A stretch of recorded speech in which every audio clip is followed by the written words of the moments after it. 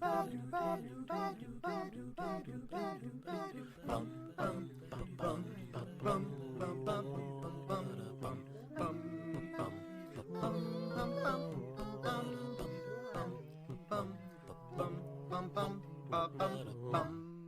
Hello. Hello. Hello, everyone. And welcome to... Welcome, everyone. And welcome to... Mythos Busters.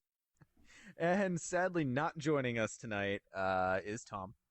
He's managed to somehow have an outage tonight, and his computer is messed up after an update. His mic driver's not working, so just not in the cards at the moment. Hopefully, we might get a drop-in surprise sneak attack Tom here. We've got a couple fun news articles, including a new release. And then we're going to dive in a little bit and talk about the lore. Guys, it might be the best episode ever. I'm just going to throw that out there. Oh, poor Tom. Oh, God, now I feel like a jerk. Hello, and welcome to episode 7 of Mythos Busters. I'm Sean.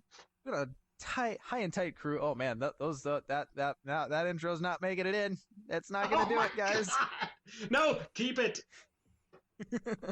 I'm Nick. Fine.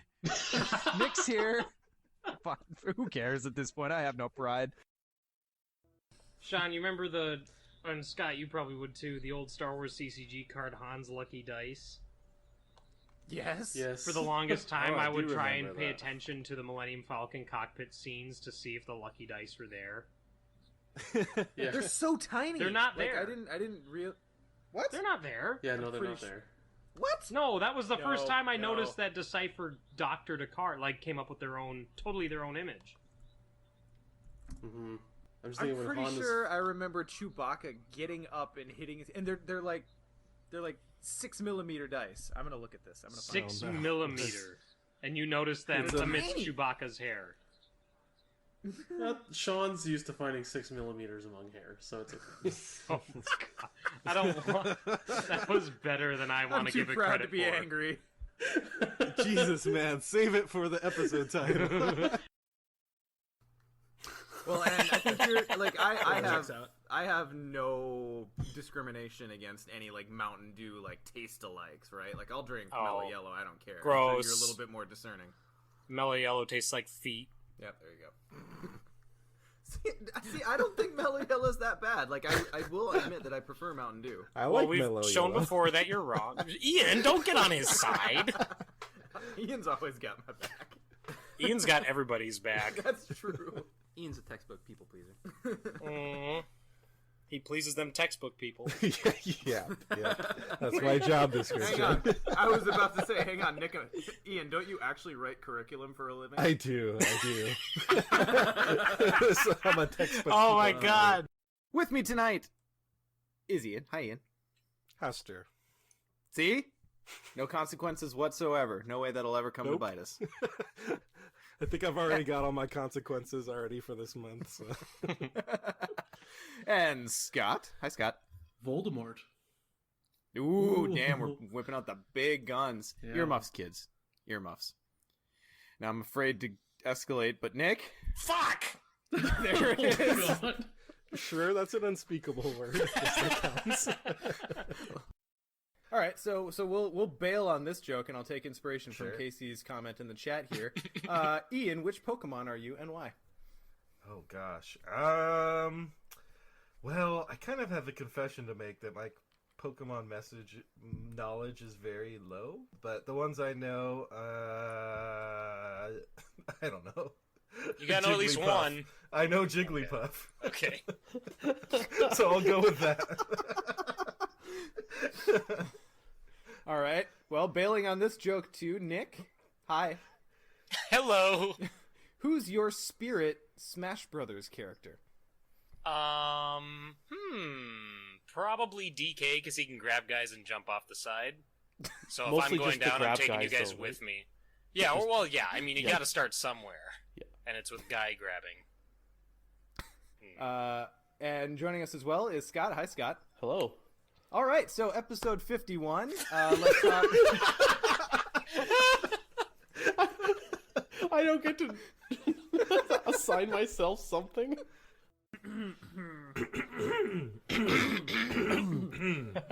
Jesus Christ. We're fucking punchy for a Sunday night. Right? There's Last an episode was ASMR really for you. punchy too. Yeah, some ASMR. Mythos Busters ASMR.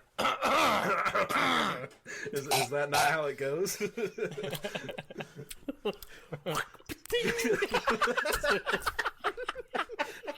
Oh my god.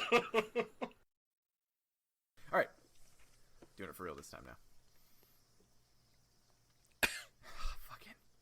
I'm sorry. I honestly did. You're such a cack sometimes. It's the cheese powder. You got some cheese It's the powder. cheese I don't believe you. I'm muting. I never listen to episodes that I'm on. Oh, really? I rarely do. Well, now I rarely do. I used to. I listen to all of our episodes at least once. I generally listen to our last episode right before we record the next one, just so I can remember what we talked about. I did at first, and I haven't Fucking for a nerd. while. Also, I masturbate to the sound of my own voice, so. We know that. We can hear you when we're recording. Yeah. Sean, what's your views on Diana Stanley, Sean? Hang on. Oh, God. Look what you did. Whoops. There's a good cold open. It felt pretty warm to I me. would say it wasn't cold for everybody.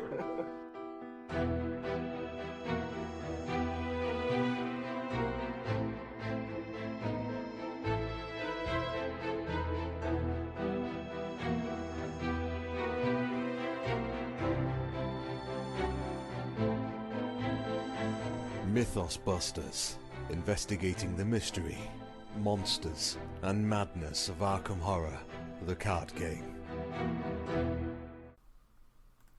Hello, and welcome to episode 100 of Mythos Busters.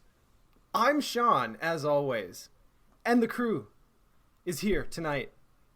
Guys, I can't even make it through. I'm so happy. Let's go in normal order. We have with us, as always, my steadfast friend, Ian. Hello. Ian, can you believe that merely 4.5-ish to 5-ish years ago, my brain gets squinchy on the timeline. That is the word of the day. You and I were DMing back and forth about possibly how terrible an idea it would be to start another podcast. Yeah. I think it was one of those things where it's like a serious idea you have, but you kind of frame it as a joke at first. Like, oh, wouldn't it be so dumb if we totally started a brand new podcast about this game that's not even out yet? But we both turns knew in out we our were hearts right. that it was meant to be. Yeah. Can you even think for a moment how big a decision that was in our lives? Like how much this podcast and this community has become just a huge part of what I spend my time doing and thinking about. Like it's humbling to think about. Yeah, it is kind of crazy once you put it that way. The entire course of my life would be at least somewhat different if we didn't decide to start on that train. It's crazy. Joining us as well, of course, is my possibly, I'm just going to call you my longest friend, Nick. Hello. Hey, Nick. Hi. I think Billy Nentel, who I met in preschool, has like year and a half on you. Oh. But I'm still going to count it because I like never talked to him. All right, I gotta kill. Oh, okay. I won't kill him then. Like, and you know, you and I have always wanted to do something vaguely like this together for the longest time. We've worked on a few different projects and done some things together. I helped you out with, well, I kind of helped you out with one of your role playing systems that you published. Wow, words. And just it's crazy to think that we have been at this for this long. It is. It really, really is. Like, it's funny because sometimes I'll think back to like, and in the intro, I definitely heard the earlier version of myself, which had like a $15 microphone and a $200 laptop. And like occasionally And I'll think, and like a half second, a minute drift. oh my god! But occasionally I'll think Remember back to the those. drift? I do. I'm trying to just blow past it, Sean. If you just let me just blow past that drift, please. I'm just kidding. Don't get squidgy. But no, I occasionally think back to those earlier days, and it doesn't feel like it's so long ago, you know? Especially when you're looking at the game content and you look at like Dunwich, and it's like, yeah, I remember playing Dunwich when it came out. I have very strong memories of that. And then you look at like a calendar, and you're like, oh yeah, it was about 5 years. Oh wow. So Yeah, it's just so crazy to think about. Mm-hmm. Joining us as well, of course, is Scott, the new guy. Hey, Scott. It's not. Hi, it's not my 100th episode. Oh, it's. I mean, It's like my 95th. You've contributed enough of this to this podcast in the. I want to say like 89 before you became a full host, like 89 full episodes since you like. I think it was still in single digits when I think it was like 7 or 8. You okay? I just went through and listened to the beginning and ending of all 99 episodes, and that's a lot. It's a lot, guys. It's a lot to hear that little bit of a clippage you guys just heard. You joined as a special guest on episode 6. Came back again, and then we were like, and it was really funny is we announced you being a full host, and like, yeah, Scott, welcome to the team, on an episode you couldn't attend. Yeah. Just the height of professionalism. Yeah. Oh, yeah.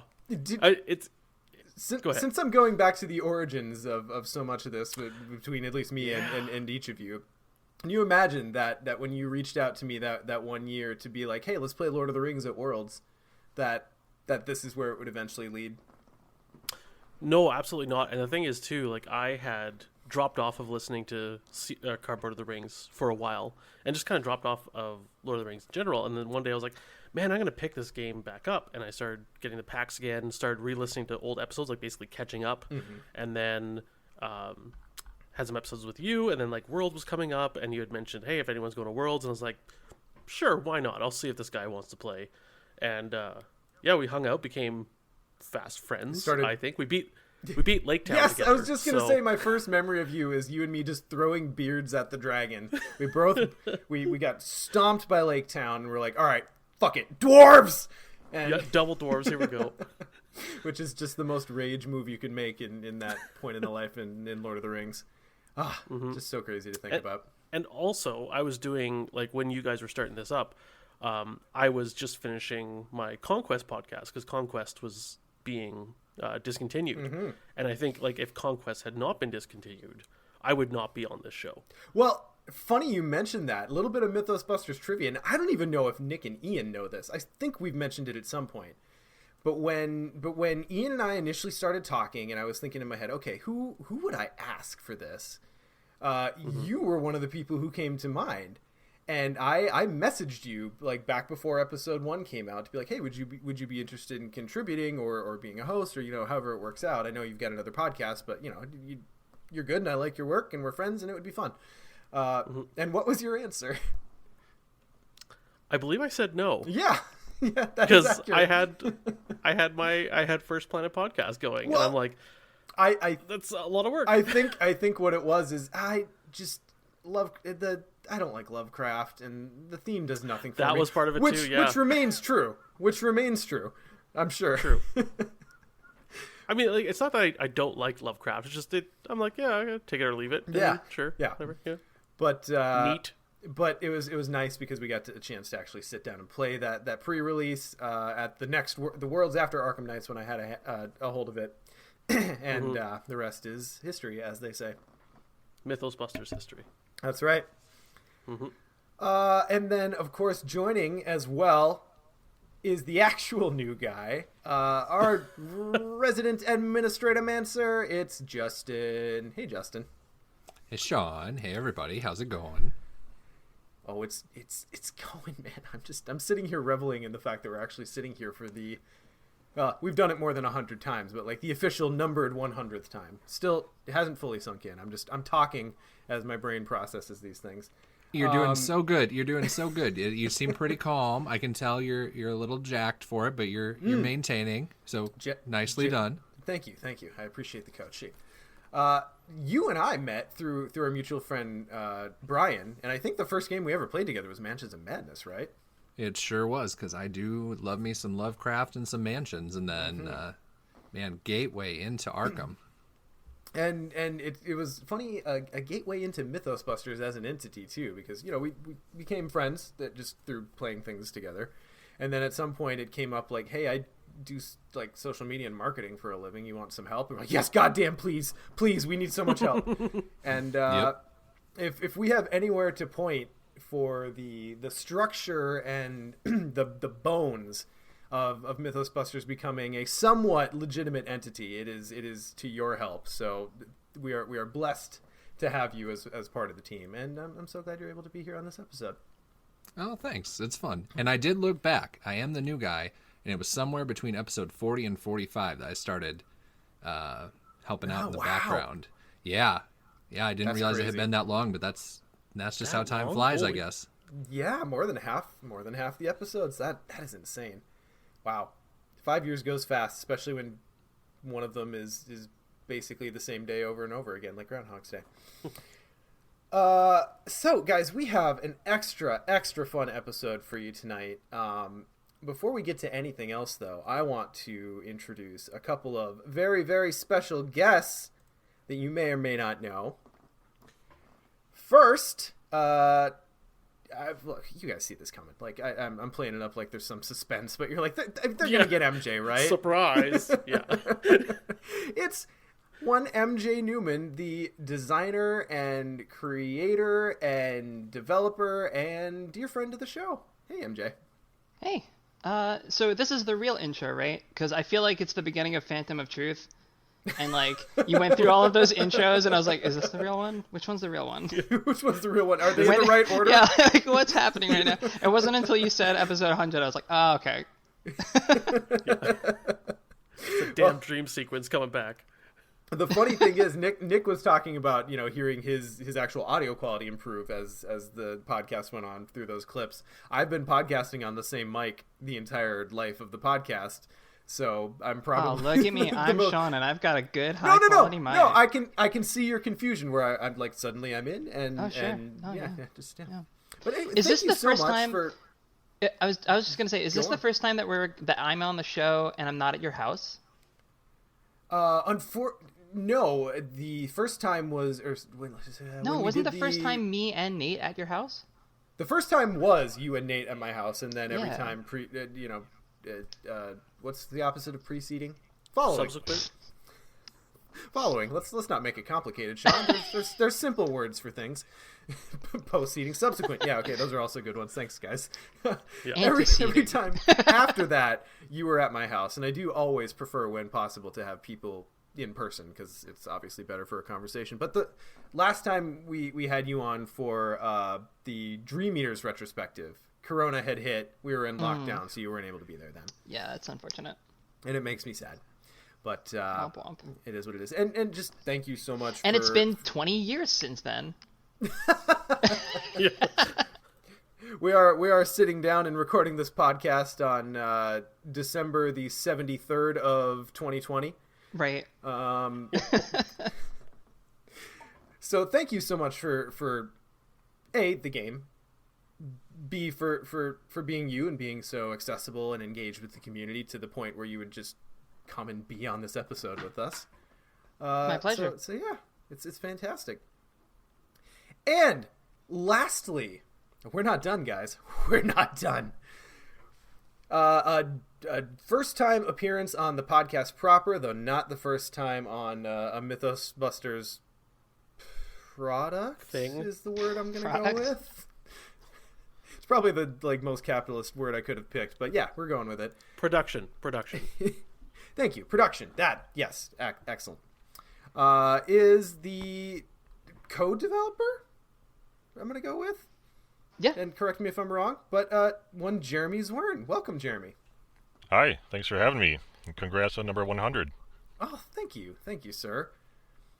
Now, Jeremy, when you went about winning all of the LCG tournaments, did you imagine that it would eventually land you on Mythos Busters episode 100? Right. Yes. I knew that all along. That was my goal. Yes! We got him! We got him, everyone. I need to pad my resume first. Right. 5 world champions just to be on this show. We're so That's what it discriminating. That CV needed a little bit of fluff. All right, so let's get into the show proper. We're not going to follow our normal format, though we are going to do a couple of quick updates. So the first thing that we're going to mention is that Dissonant Voices, which is our story voiceover project available to our patrons, is caught up to Devil Reef. No, it's caught up to Horror in High Gear. Thank you, Scott. You and I just had that circuitous conversation where I completely forgot what one I did and what one you did no less than 3 times. We are caught up to Horror in High Gear.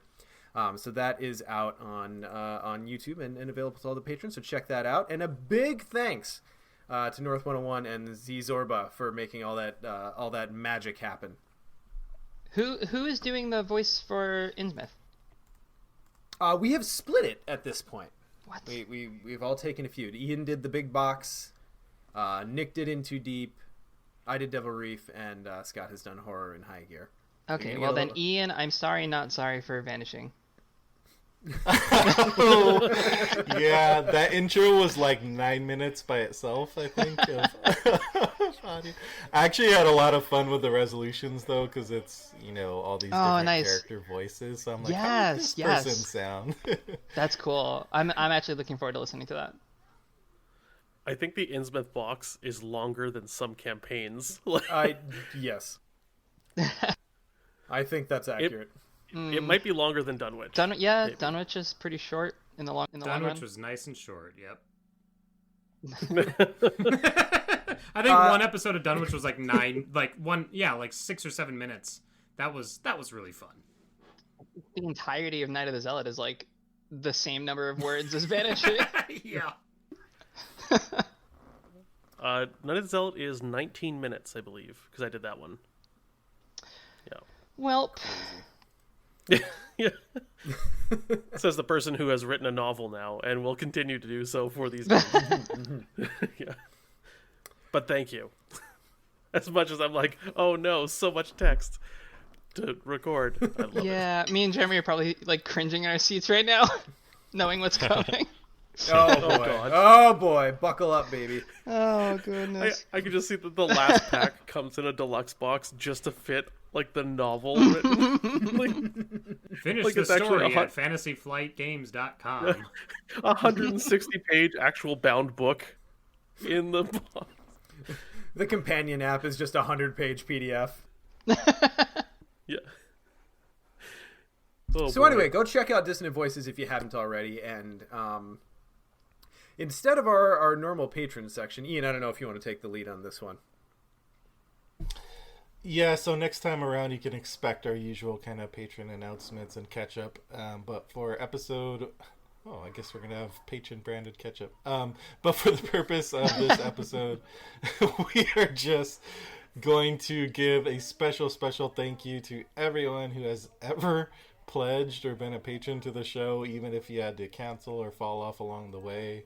Whatever your level of support was, we truly appreciate it, and it definitely went to all the different events and swag and everything else that we were able to do throughout the life. So special thank you to every single patron we've ever had, and a special thanks to our board members, of course: Chris B, Chris H, Chris M, Morton, Jared, Ian, Kyle, Philip, Dave, Abilio, Jesse, Chad, and Robert. Thank you so much for supporting us for so long and such a substantial support. And a special shout out to a random patron like we always do, but extra special because it's episode 100. So the special random episode 100 patron is David Lopez. So thanks, David. We're calling you especially out for your support, and know that we appreciate it. I want to take a quick second on, we thank our patrons pretty regularly because I think we're all pretty humbled at the amount of support we've gotten. But I think on 100, it's pretty important to just sit and take a minute. You know, the Patreon is specific to our podcast, but I feel like the community as a whole is a very, very supportive and engaged community, and it makes it just such a pleasure to produce things for and engage with. And man, just thanks, guys. Just thanks. Mm-hmm. I don't know how else to say it. We have been able to do so many cool ass things as a result of your support, and when we can all meet in person again, we have so many other cool things in the chamber to fire off on. So, oh my god, yeah. I'm so excited. I'm usually quiet for this stuff, but you guys, there's so much good stuff in the background right now that the patrons are making possible. Thank you. And it's going to be great. We even have a piece, something we're going to talk about tonight. Is that going to be on our after show? Oh yeah. Let's talk about it in our after show. But just so everyone who's here live is aware, we are going to be doing a bit of an after show, a little bit of a party trivia that Scott has prepared with prizes that mostly constitute the new swag that we have just most recently produced. And then probably by the time we wrap with that, we'll be so drunk and rowdy that we're gonna wrap it up with like twitching Jackbox or something, because that was really fun. Or just twitching. We'll see what time it is though. Right. Twitching. Yeah. That's a weird way to say that. Okay. Yes. Twitching and squinching. It's like popping and locking, but it's more awkward. Yeah, exactly. Can't do one without the other, I think. I've been doing it my whole life and I didn't know. Now we're going to keep news a little on the light side, but we do have some things coming up in the immediate future that we want to cover really quickly. Scott, you're kind of the most plugged in here. Did you want to run over the news section? Yeah. So tomorrow, if you're listening live, and if you're listening to this on the podcast app, of it your will choice, have been yesterday. You've missed it. Yeah. Time's weird. There is a charity event that was kind of arranged by a group of us, but kind of spearheaded by the Great Old Ones Gaming, and it's called Horrors Without Borders, or L'Horreur Sans Frontières. So that is Great Old Ones Gaming. That sounds way more classy. Yeah. Drawn to the Flame, Winging It, and a bunch of others will be taking over the Great Old Ones Gaming Twitch stream throughout the day tomorrow. Saturday, February 27th. It's a charity stream, so you can basically donate during the stream, and the proceeds will go towards Doctors Without Borders. See what we did there? Horrors Without Borders, Doctors Without Borders. It's very clever. Yeah, I know. It's incredible. Just going to put that feather in my head. You're brilliant, really. I mean, honestly. Thank you. Yeah. Can we just take 2 minutes and tell me how amazing I am for thinking that incredibly complicated thing up? No? Okay. So after the event, everyone who donated will be entered into drawing for prizes. And the more money donated, it'll unlock like tiers of prizes and stuff. There are a ton of prizes. Full set of the investigator starter decks, full Innsmouth campaign. Like we put in swag. Great Old Ones Gaming put in swag. There's just a ton of stuff. And we are also, Mythos Busters are matching the first $300 donated as well. So yeah, all this money is going towards helping people who need doctors in countries that probably don't have really good healthcare. So yeah, if you want to tune in tomorrow on the Great Old Ones Gaming Twitch. And what are we going to be doing, Scott, specifically? So we are from noon to 4 Central, I think, somewhere around there. That sounds right. Yep. And we are replaying War of the Outer Gods with retweaked decks and better knowledge of the scenarios. The last time we played, mistakes were made. Mistakes were made. I wouldn't say we got rocked, but we didn't do the greatest. But now we're like, okay, well, I mean, you need certain investigators are going to do better. I realize that I'm going to try and not spoil anything, but by hand, we have wrested Council's Coffer and Ace of Rods out of Nick's deck. Yes. That's what you think. Yeah. Also, 2 extra XP. Yeah. Retweaked decks is a very nice way to say all new investigators. Except for one, I think. Council's Coffer is a perfectly fine card if you actually play it. Yeah. I had the intention of It's the playing very it. first skill test you do. That is key. It's a lot of XP to pay for Right, a wild yeah. icon. Yeah. You know, sometimes You guys absolutely need to start the stream with previously on. Yeah. And then it's just a picture of Council's Coffer and Ace of Rods. Okay, so network clarified. Thank you, network. We should know this. 3 to 6 p.m. Eastern is our time. So 2 to 5 Mythos Busters time, which is Central time. Got it. That's important. Yeah. I would have showed up way early. Yeah, so come out, watch a bunch of streams. There's tons of other people playing stuff. There's contests, all this stuff. So, and it's all for charity. So, yeah, it's gonna be a blast. Fantastic. All right. Well, in true Mythos Busters form, we don't have a very, very strict agenda for the rest of today's episode. We wanted to kind of take the time on 100 to kind of reflect on the game and the community and of course, the podcast as a result and just kind of see how far we've come. So, God, I wish I had thought of a way to get this started. But let's go with MJ. As the co-creator and person who's been involved the longest time with developing, when you think of Arkham Horror and all of the experiences as a result, what's like the first thought that comes to mind? Oh God, the first thought. I think, I don't know, one of the most memorable times was like the Arkham Knights, Arkham Knights 2016 when it launched? And Sure. we did our big presentation and we had Curse of the Rougarou and like everyone was playing it. Yeah, I remember that being like a really formative experience for me. You know what I mean? Yeah. God, like days. like Lord of the Rings was fantastic to work on for a long time.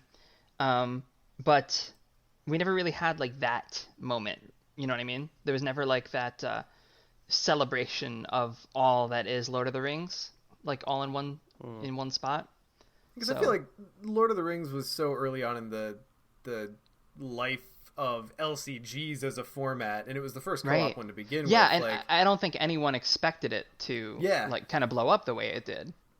Like Arkham had a built-in chomping at the bit audience. Mm-hmm. Yeah, that was very, very fun energy that first year. Yeah, and Arkham Knights was already a thing like before the card game came around, so it was kind of like I don't know. I feel like we kind of took over because that year was the Arkham Horror the card game like year. You know what I mean? Mm-hmm. Oh, we're not done with Arkham Knights yet. Oh, you wait. Oh no, I mean. We're gonna. I'm pretty sure last time we were able to run Iron Man in person, we were by far the biggest portion of that whole group. I remember when people running the GC, like the first year you did it, I think. Mm-hmm. When it wasn't like 3 tables. Right, but no. But I remember the first year you did it, where you had like organized it, right? Oh, sure. So it must have been the second year then, and like there were people who were like, what are all of them doing, right? Because like you had taken over like an entire section of the GC and you were just playing and everyone was like, they're not doing one of our events, like what are they doing?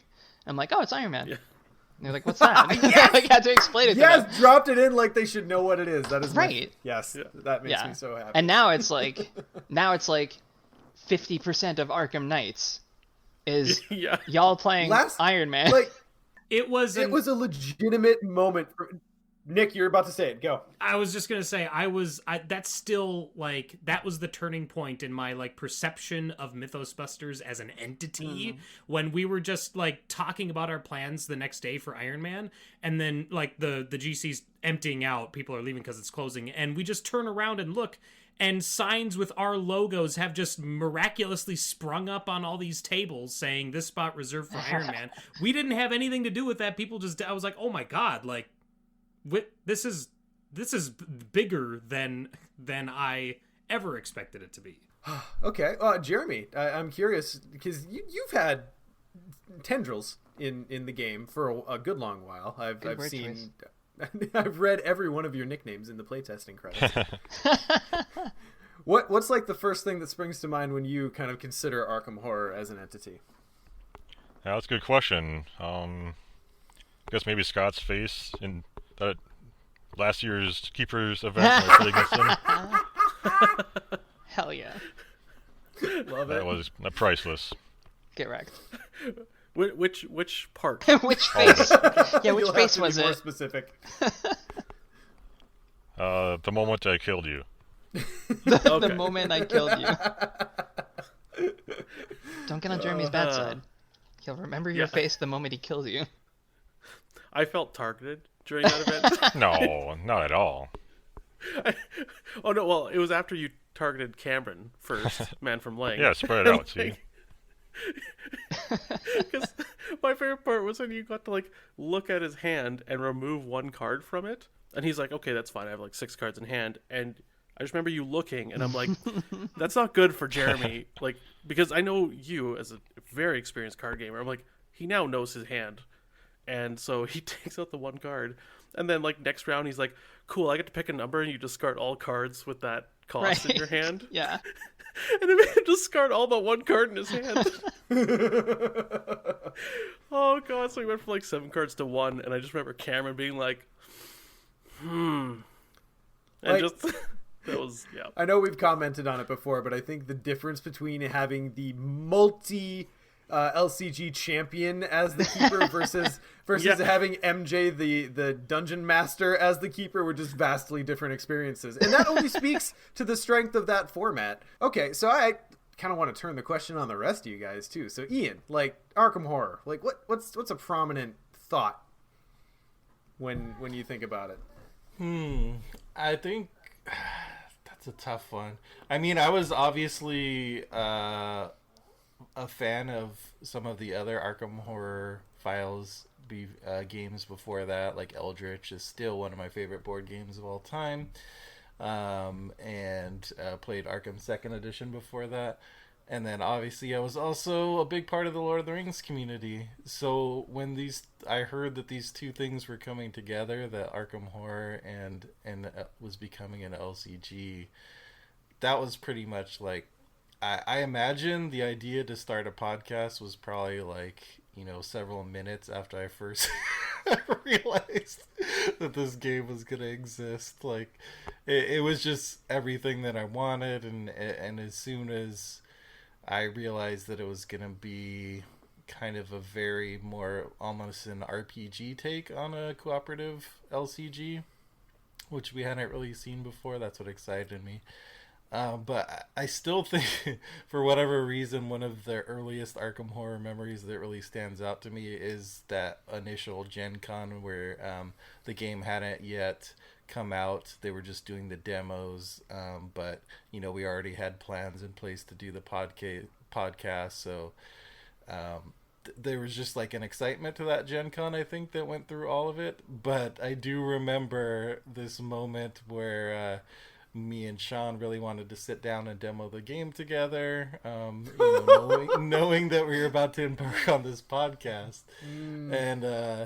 and thankfully we were, obviously there was a huge line to demo it because it was the hotness. Everyone wanted to try it out. And me and Sean were able to essentially cut the line using our status as media or future media. And if you could see and imagine the death glares of a crowd around us as we played, like, I just imagine in their head with every encounter card that was flipped, they were like, I hope these bastards die right now. Oh my but God, that memory I can't believe sticks that's with the me memory forever. you go to. I mean, yeah, it certainly left an impression on me, and I will never do that again. Yeah, it sounded and like it was Matt Holland who was kind of running the show at the time. Friend of the show, and we had kind of been in person friends for a while. Was hooking us up, and it was like, yeah, on its surface it seemed really fun and really cool, but then as soon as we were out doing it to real people, it was like, oh no, I don't like this. And we tried to record the demo, but the audio ended up being really, really muddy. So it's hard to record things at Gen Con. Yeah. That initial demo was amazing. Actually, so if I may chime in real quick, that Gen Con, I was working that Gen Con. I was working like the entire time. And I remember wishing that I could like be there. I'm kind of a control freak. Jeremy can attest to that. So I just always see that you really like to participate. Sure. No, it's more just I like to keep my grubby mitts on everything. And so when it came to like, everyone's first impressions of the game being someone else's demo, I was very like really nervous about it. And they knocked it out of the park. I mean, honestly, if you go back to this day and watch like Team Covenant's video demo that they got, it's spectacular. The demoers did a fantastic job, and I was really happy when I came home. I wasn't able to watch any of that footage or anyone's reactions to the game until I came home. And I remember coming home and like, watching all of that and reading all of the and being like, oh, thank goodness they like it. Yeah, no, the OP team, or probably the demo team, the in-flight team. That's what I'm looking for. The in-flight team. Yes, was very, very solid that year and has been very good ever since. Nick, how about you? Oh gosh, what I know you've been thinking in the background. Kind of. What do I think of when I think of Arkham? Shotgun. I mean, I kind of did hitch my horse to that cart pretty early on, didn't I? I wonder how many people will be heartbroken to hear that I haven't played Shotgun in well over a year. It's been a long time. I still love the cart, but no, I think serious answer. Probably. Gosh, can I just say Arkham Knights, like, as an experience, like, as a whole? Like, every time I think of Arkham Horror, that's what I keep going back to, because Arkham Horror at home feels like I'm just, like this is just the holdover until I get back to Arkham Knights, and I'm with Scott and Sean and Ian, and we can hang out with all the friends of the show, and we can chat with MJ, and we can play together, the four of us, the four hosts, because to me, that is, like... That is the best Arkham Horror, is the four of us sitting down to play a game, and that only ever happens at Arkham Knights, like in person, So I think that is, when I think of what Arkham Horror is to me, that's just what I keep going back to. Like that's the ultimate goal, That's a great answer. Nothing quite like playing with friends. Right, and then also being surrounded by people who appreciate the game, who love the game like we do, and also are into the content that we're putting out, which is, I mean, that's unbelievable that anybody actually enjoys this, this what we do on a bi-weekly basis. Turn this off. Yeah, what are you doing? Go play Arkham. No, but and then being surrounded by those people and just the energy at Arkham Knights, and how, like, I know we've talked about this in the past, like Gen Con is great. For like just the massiveness of it and how much of an event it is. But Arkham Knights really feels like, to me, I will take Arkham Knights over Gen Con every year, given the choice between the two, simply because of, I feel like I'm amongst my people at Arkham Knights. You know what I mean? So I feel like I'm among a tribe of like-minded individuals. Whereas Gen Con, it's like, oh, you might see a couple here and there, but yeah. Yeah, they have a word for that, and it's community, and it's pretty freaking great. That's right. We should work on a community at some point. Right? That would be cool. I mean, Scott, how about you? I mean, the first thing I think of when I think of Iron Man and what this community and are you gonna snipe my answer? Am I gonna have to think of a second one? Damn it. Well, I was gonna say Iron Man, because like that to me is, it's just, oh man, Iron Man is just the pinnacle of Arkham for me. Because Nick, like you said, getting together and playing together in person, and us just coordinating decks beforehand, coordinating strategy, going through all this. Like, I always craved that competitive part of card games, and I mean, I played a ton of them. And I mean, as I get older, and I mean, my free time lessons, kids and everything like that, being the tippy top of a competitive card game is very difficult because that takes tons of work. And not saying that Arkham doesn't, but it's just a lot easier when you are working together with people and you can get supported. And that competitive craving I have is very much satiated by Iron Man, because it feels like the quote unquote world championships, if you will. I would say that you have turned Arkham. it into that. Yeah. Yes. Yeah. Y'all And heard it. It's official. And I mean, it's totally also a different way that I play Arkham than at home. Like at home, I'm playing for fun. Sean, when you and I play, you mean you don't sit down and play 12 hours of Arkham in a row at home? Not usually. I mean, every second Sunday, but that doesn't count. But the idea of like dissecting a campaign apart down to its nitty gritty and picking like the best cards for this and that and everything, I just love that. And this community too, like our Discord server that we have, like we're pushing on almost 5,000 people on it, which is just insane. It's crazy. Like 4,000 was a couple months ago, and it's just like it's a lot of people. So yeah, it's a lot of people. No, like that's a lot of people. Yeah. That's a town. That's a city. Yeah. Not a city, it's a town. Yeah. It's a significant amount of people. Population of Letterkenny. You're right, it is. Fucking A. Oh, okay, I'll pitter patter with my answer here. Just the people involved in this community and who are there, like everyone's awesome and supportive and kind, and even though different people have different goals with what Arkham is for them, as far as some people love the role-playing part, some people love the nitty-gritty, let's talk about like the numerical grits of cards and stuff like that. Like everyone just gets along, and the support that's shown for our show, oh my god. So yeah. And also a creative outlet for me and my stupid songs. So that truly has been a Pandora's box that we can't possibly hope to close. No, I ripped the lid off that box. Like it's gone. Yeah. Oh man. Just thinking back that we made a musical episode. Yes, so just blows my mind. A podcast made a musical episode. Hey, remember when we did that? Justin, how about you?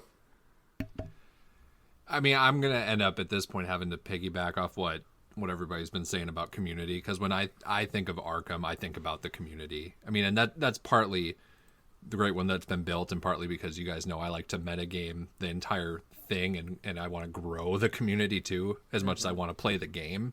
But yeah, I have never been a part of a gaming community that's anything like this. It's just awesome. I mean, I say that as someone who plays fairly casually, am much more into the social element, and I mainly play with Sean or with my brother.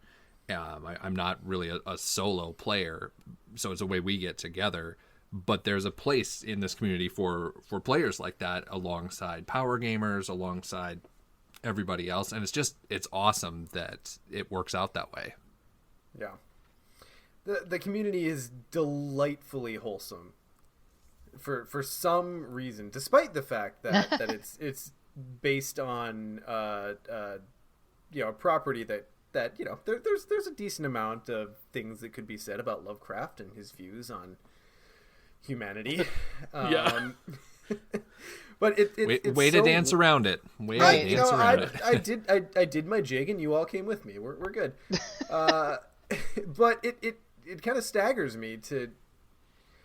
I know we played some part in guiding at least the initial, thrusts of where the community went.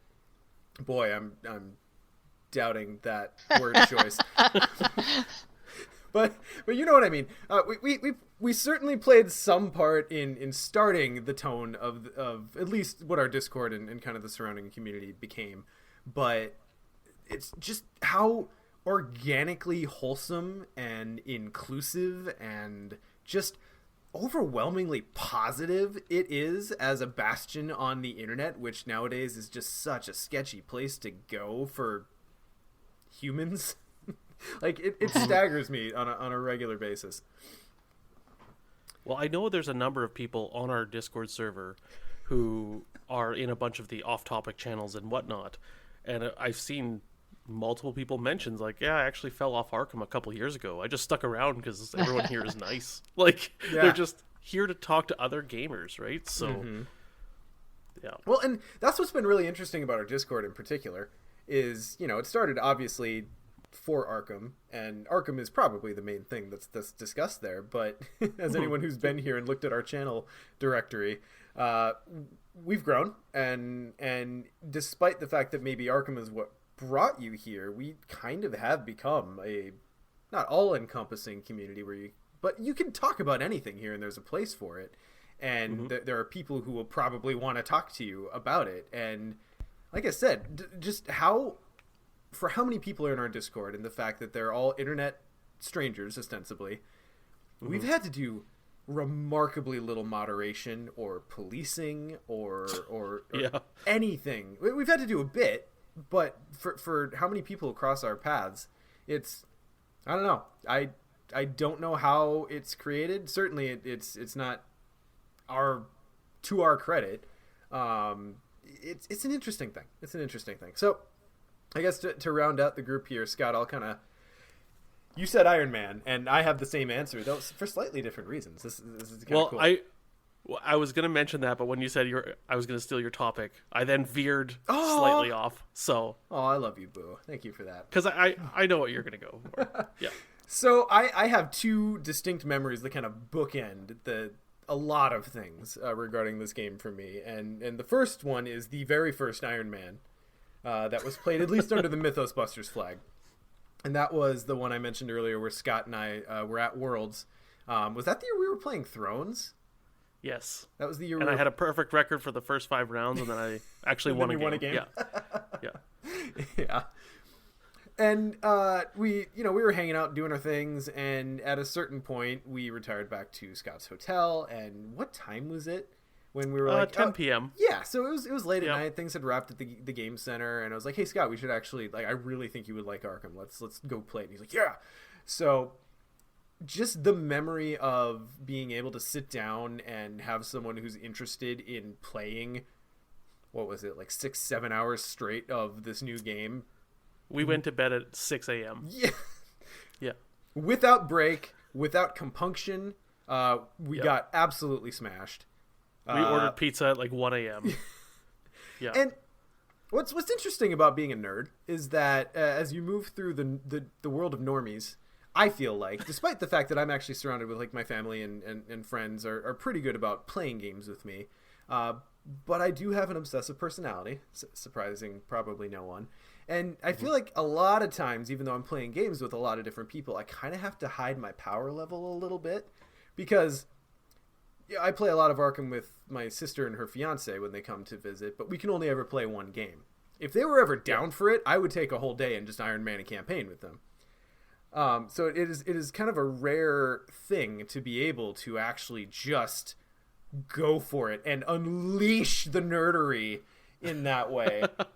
And it's a special thing. It's a very special thing, and that's kind of that's what I think about a lot when kind of Arkham and the Arkham community comes up, and exemplified in a very intimate way in the first Iron Man. And then was Mythos Busters even a thing at that point? I think at that point we were, like, in discussions. Gen Con had happened, so Ian and I, no, never mind. We had like one episode on the books. So it was not very long. Because I remember us also talking about me possibly joining at that point. Yeah, because that was the year you were winding up First Planet. Yep. Yep. Yeah. So bookending, that was the first Iron Man experience, and then the last Iron Man experience that we had in person. You know, Farkham was great, virtual Iron Man was great. but it was just Virtual Iron Man. The last Iron Man that we had, like the moment, and I'm just gonna go ahead and make this about me. So sorry if that's a thing. Just being able to stand up on a chair in the GC and be able to scream across the entire big hall to get Iron Man Forgotten Age rolling, and like there was you know, the drawing of the weaknesses just ended up being such a cool opener, and there was just the energy of being able to do essentially scale what that first Iron Man was, that very intimate, let's just unleash our nerdery on each other, you know, thing, and somehow scale that to 60 plus people, and it still kind of have about the same energy. Like it's so cool. It's so cool. Yep. So that's kind of what Arkham is most prominent to me, is just that, and I think this is probably rounding back to what everyone has started to say about community, is it's just having a place or an aspect where you can just kind of unleash a true part of yourself, and in this case it would be, you know, card game nerdery, and have it reflected back at you, right? Like, it's just so cool. All right. Well, that was fun. So, one thing I've been kind of ruminating on, and I'm not throwing this out to anyone in particular, so feel free to just talk freely. What do you guys think? What effect do you think it guys had? Oh my God, words! What effect do you guys think it has on the game, the community, the conversations around it, that it is a cooperative game versus a competitive game? Because I'll be honest, my main experience in actually being involved in card games is now just purely cooperative. I was involved in the Star Wars CCG a little bit when I was like 12, 13. Pretty much all of it's now. What effect do you guys think it has on the landscape that it's a co-op game from your perspective? I mean, I think it changes everything, honestly. I was never huge into a lot of the competitive card game scenes. Jeremy might be able to speak to that more than I would, but like I always found that the community around Lord of the Rings and the community around Arkham was extremely kind and genuine to one another, to an extent that I think like it's a different kind of bond, you know? With competitive games, it's a bond, like we're all in the trenches fighting one another, and like and there's a lot of like debate, but like in a friendly kind of way, where it's like everyone's trying to everyone's trying to come out on top, and there's like a nobility to it, you know what I mean? But with cooperative games, it's very much like, it's almost like we've positioned ourselves to be the ones you're in the trenches against, right? And like everyone else, all 5,000 people in the server are like against us, and there's a camaraderie there that I think is unique to cooperative games, you know? Yeah, Jeremy, would you say like that's an accurate assessment?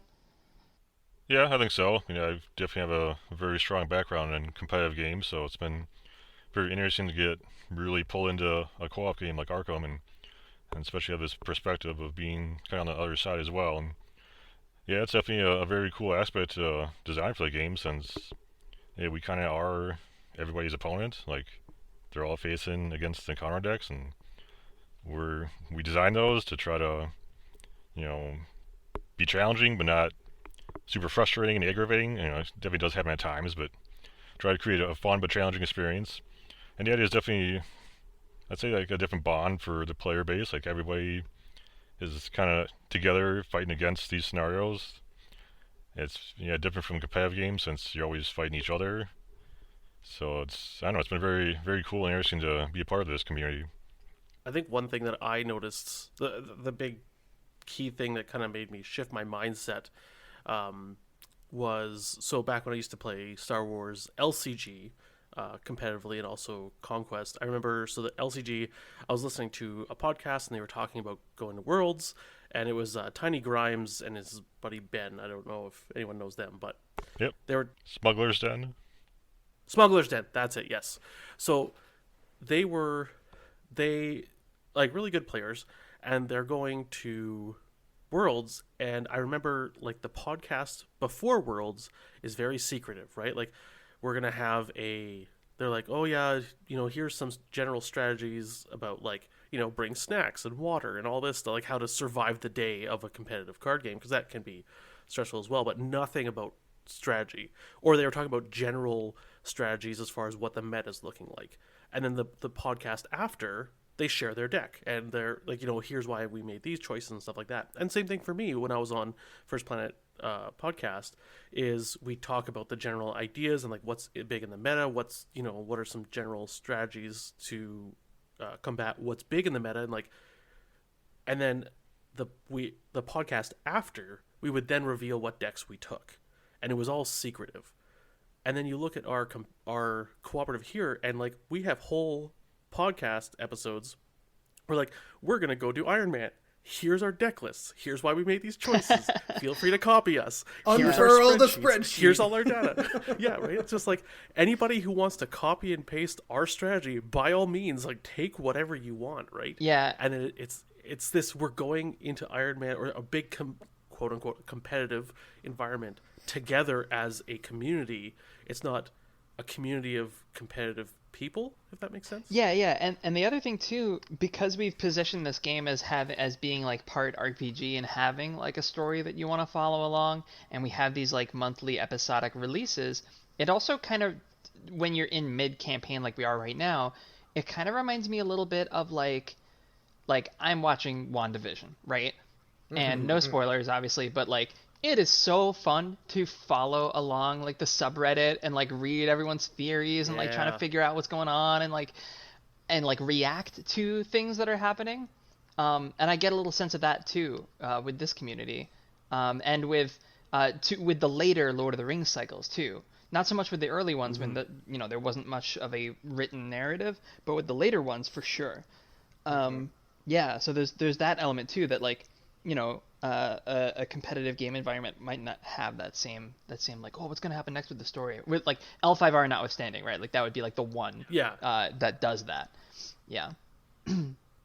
I think it's also interesting how the landscape of gaming has changed as Arkham Horror was beginning and has developed. And even I remember back in the early days of Lord of the Rings when I would play it at like a game store or something, and there was it was still a very weird thing that you'd almost have some of the competitive players look down their noses at it, or at the worst, or at the best, be just kind of not understanding what it was. Like, oh, you're playing together with cards against the stack of cards. It was just very much something new. And obviously when Arkham Horror came out, Lord of the Rings had been around for a while, but Arkham Horror just blew up in this really big way, and I think reached audiences that even Lord of the Rings didn't. Like, I just feel like it's brought in so many different types of people, and at the same time the whole gaming landscape has changed, that cooperative gaming is such a huge category instead of being some weird side niche in the tabletop gaming world. And so I feel like Arkham Horror has played a part in that. Like, it was happening on its own, but it also fed into that, and it's very much brought a lot of people into that fold who maybe used to be competitive players or still are, but they just like the something different that it brings.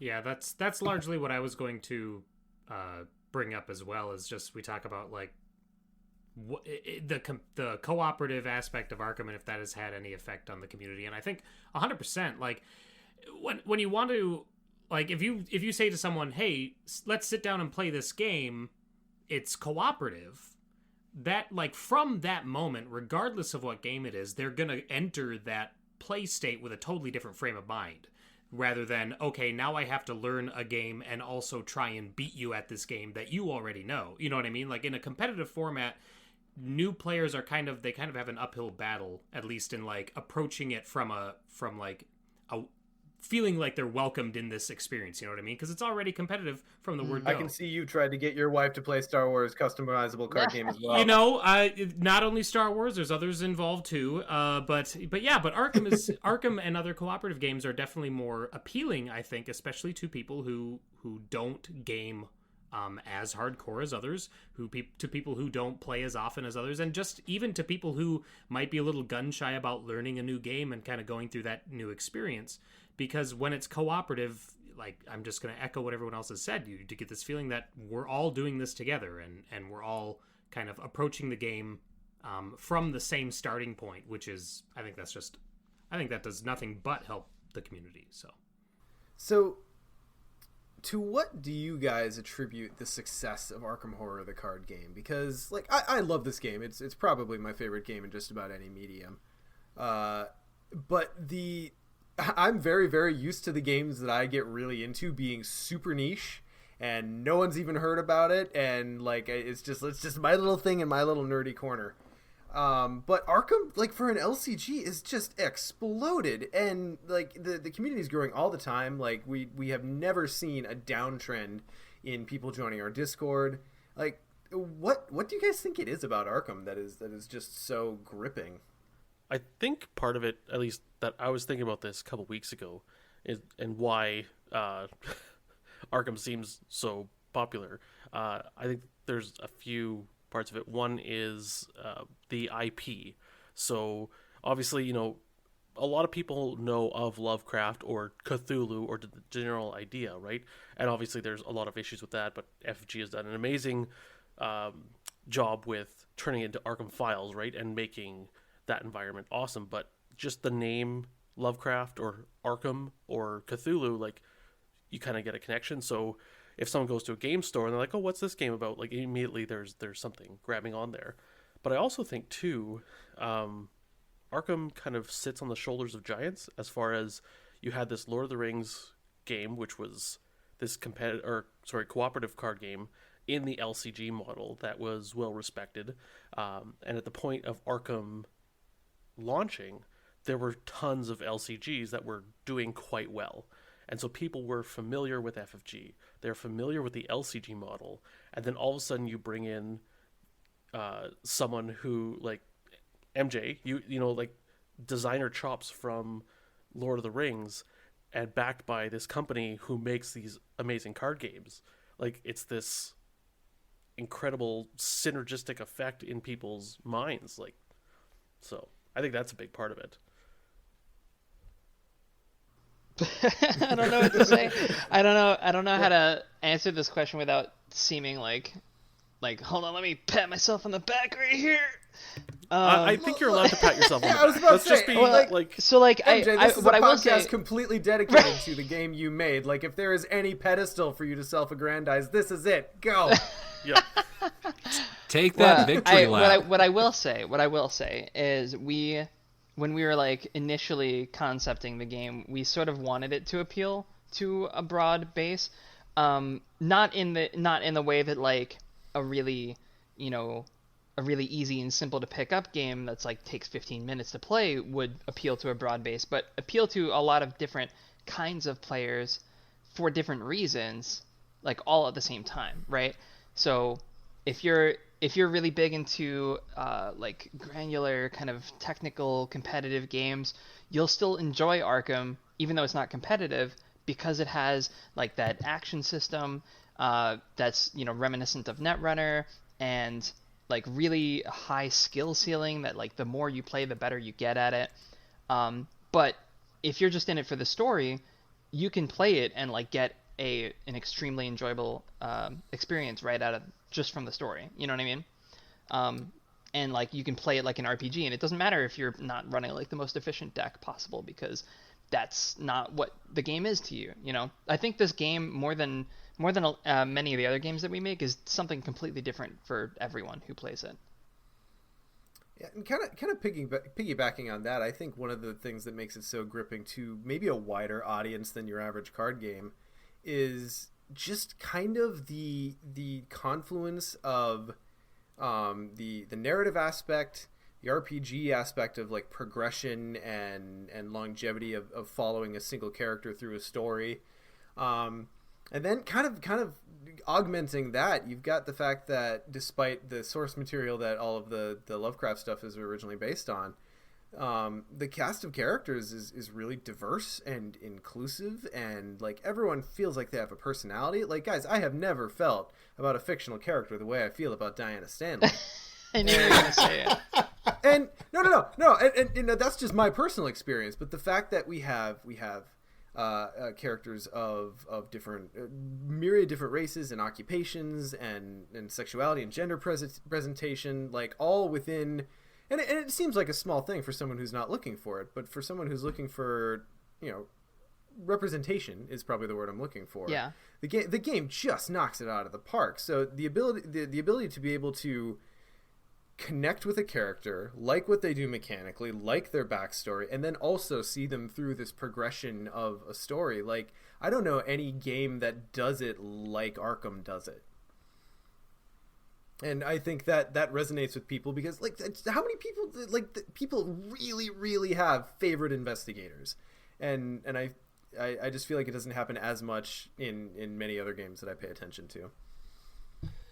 I think everything that everyone has said so far, but there's just like a few components that really work together. I know to grab my interest, and I imagine a lot of other people, it is that smaller scale of your deck of cards is embodying an investigator, whereas usually a lot of card games is you're kind of building a little army or a squad at least.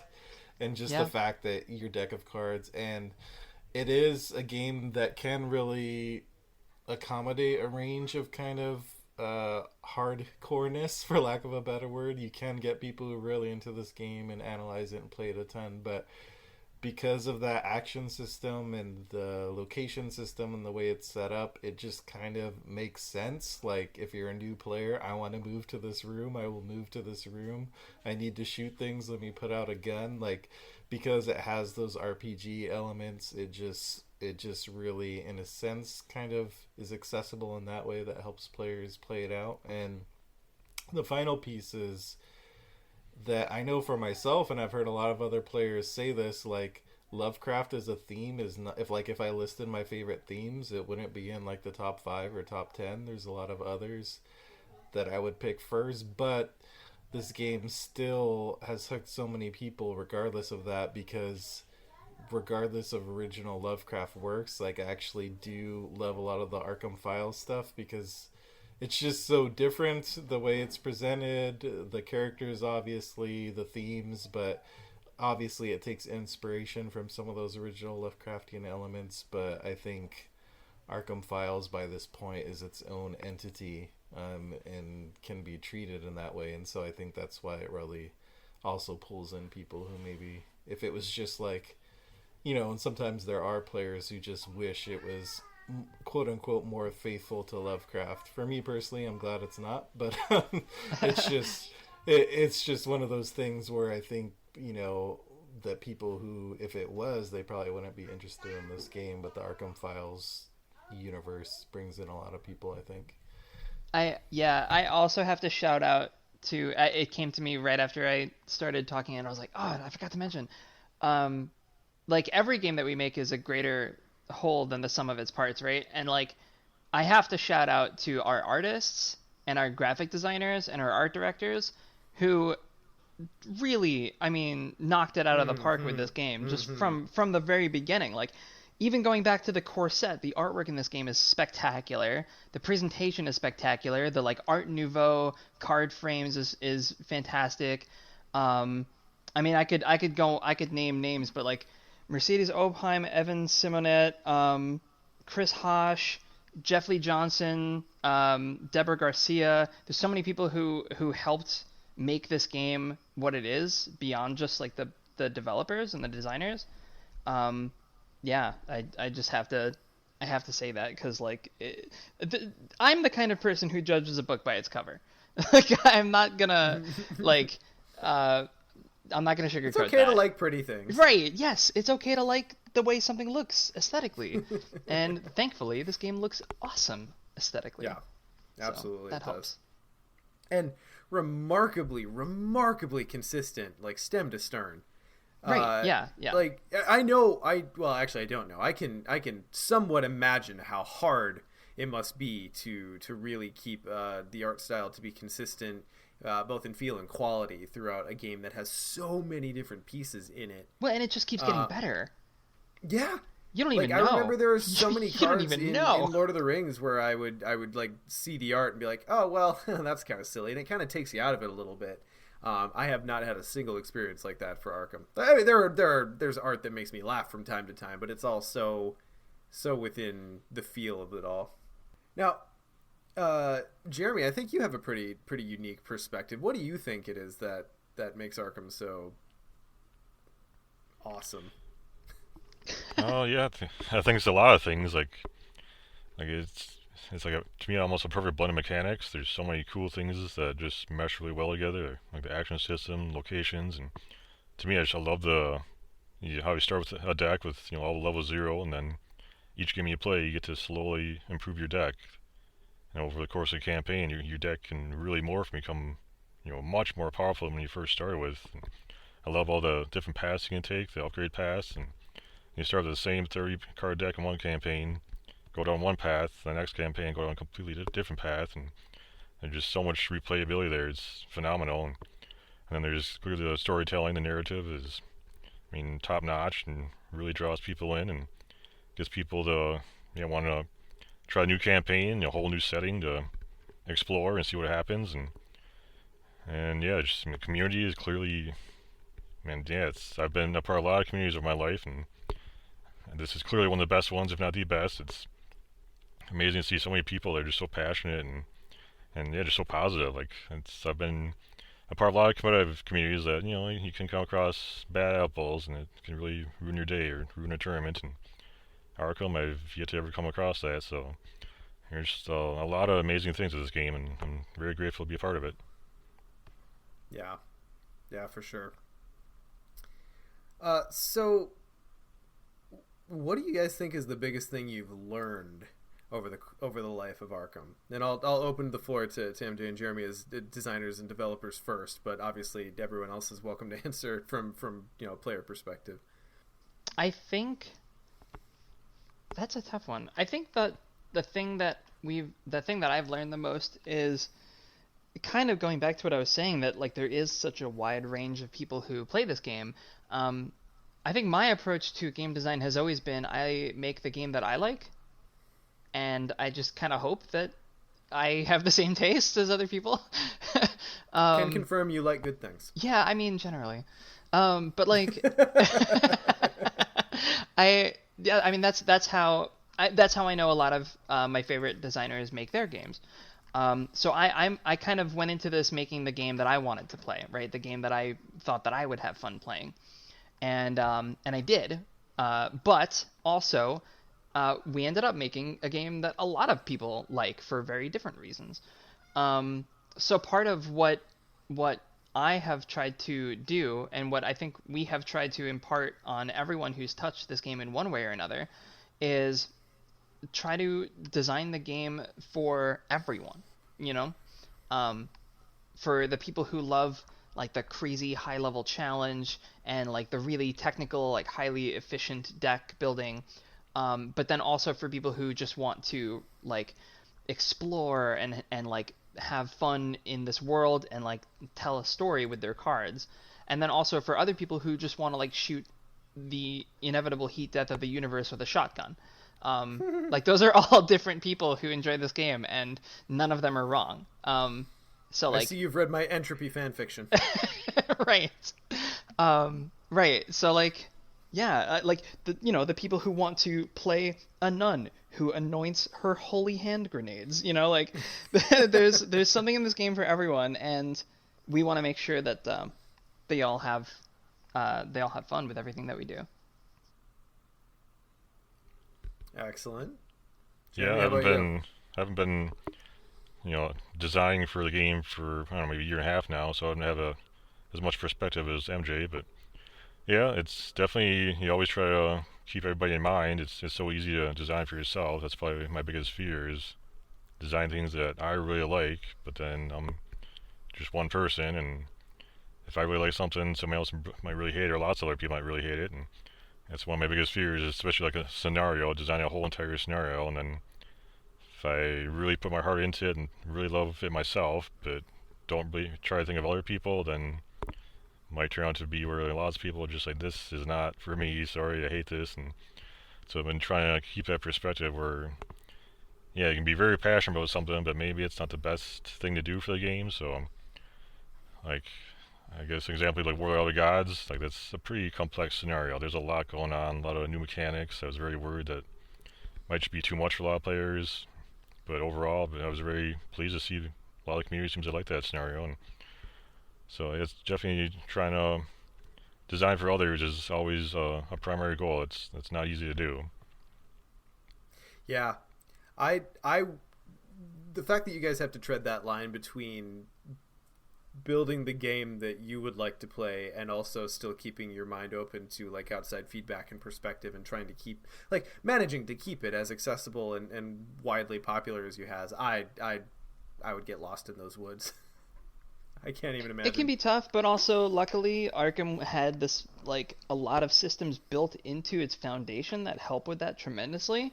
Like the difficulty modes help so much, like the way that you can customize your deck and the chaos bag and everything to have the experience that you want. I think that makes a huge difference. And I think that the fact that the game has such a high skill ceiling, but like even if you come into the game not expecting to, you know, play like super hardcore tactically or whatever, you just want to experience a story, you kind of naturally end up doing that after like 2 years if you're just playing the game that much. You know what I mean? Yeah. I think you know what, to go back to your earlier question about like what has made this game so successful, I think one of the things maybe is it has the ability to turn casual players into hardcore players. I've Yeah, seen I can it. see that. Yeah. Yep. I think one of the big things that I've learned, I'll go first instead of last this time among the boys, is just how much it really matters that a game that a game rewards deep engagement. I have really come to embrace that part of my gamery self, and it's part of the reasons that I've gotten so like head over heels into the Dark Souls series now as a result.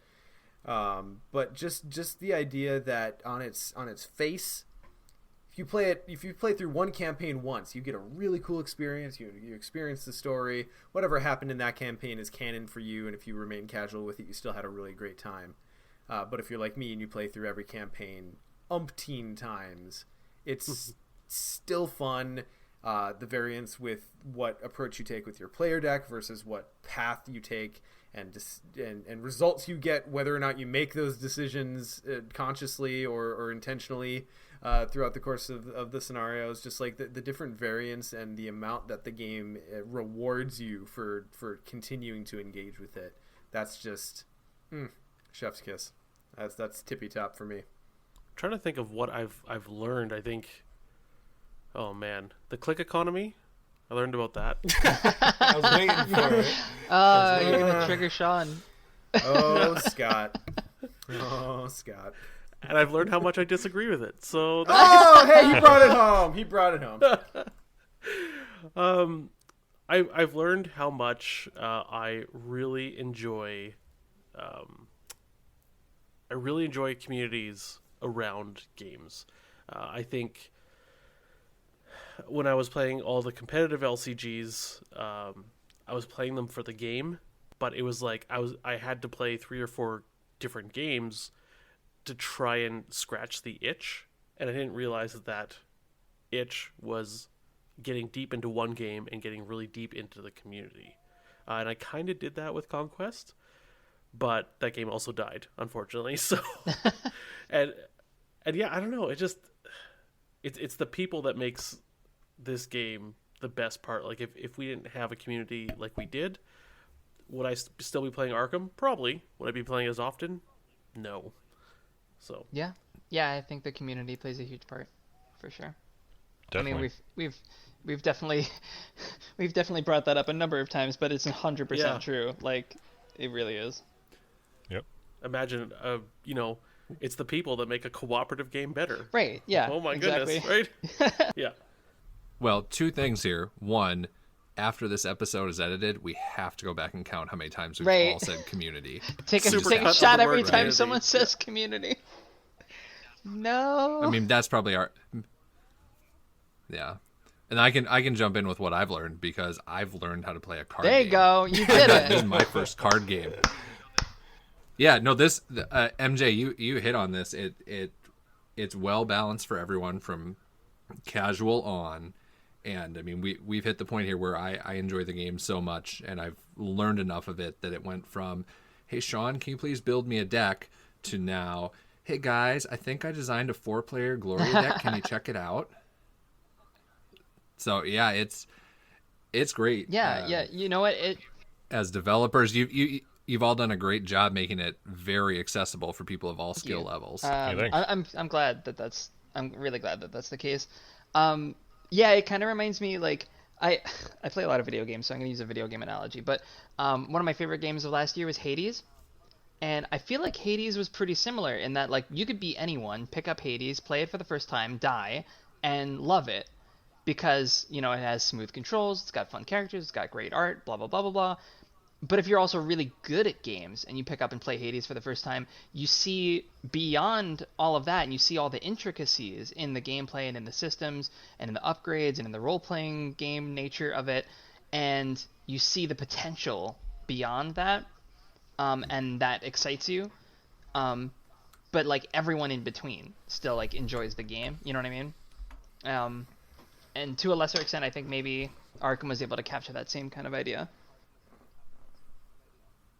On a side note, if anyone has not watched MJ play Hades, catch their next stream. Because I'm not as someone good at streams. As someone who's not, I know, but like I haven't played Hades, and I'm not going to because it's not a game I think I would enjoy.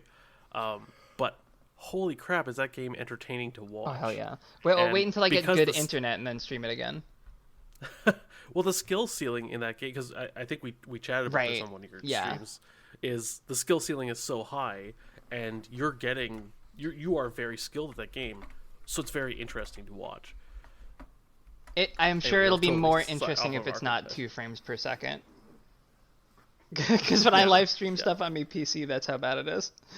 But boy, those 2 frames. Those 2 frames are so good. Let me tell you about those 2 frames. That's kind of Dark Soulsy, right? You're making runs and like I have actually. It's more of a roguelike.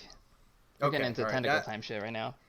Well, I mean, it's adjacent. This whole thing's tentacle time. We're just actually choosing to focus on Arkham for once. Yeah. Yeah, you should play Hades.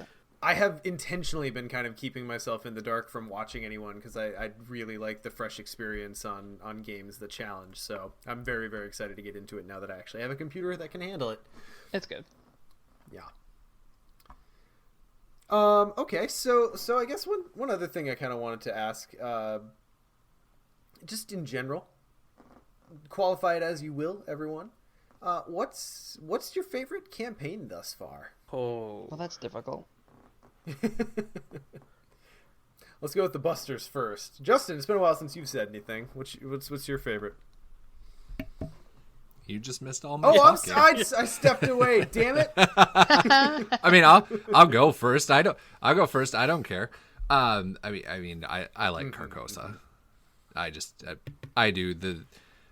Mechanically, it's great. Story-wise, great. But just the theme and the setting speak to me as a person, and that just overrides everything else. I mean, you guys have all heard me just go on and on about Paris in non-Arkham conversations, so automatic win. Yeah. MJ, how does it feel to have peaked so early? I was just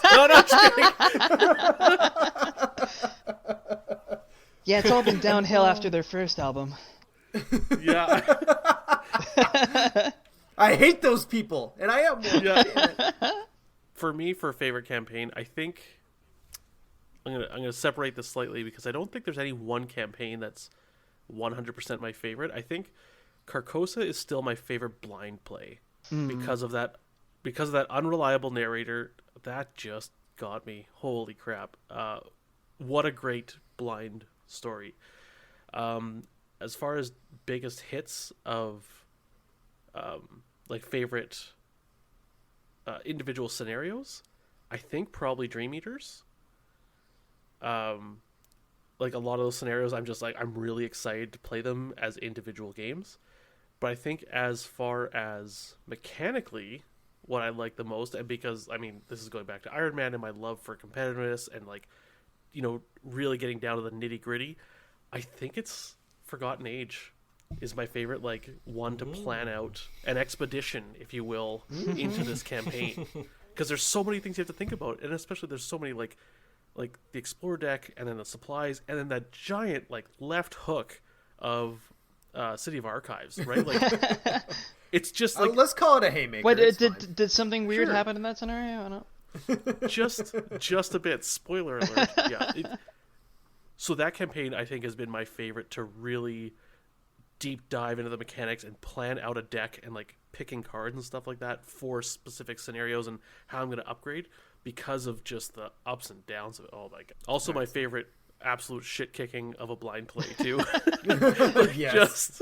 just merciless. Wow. Yeah. It was like, ow. And then the card game equivalent of Rikishi's stink face. Oh no. I don't know why I'm all about the pro wrestling references tonight, but I super am.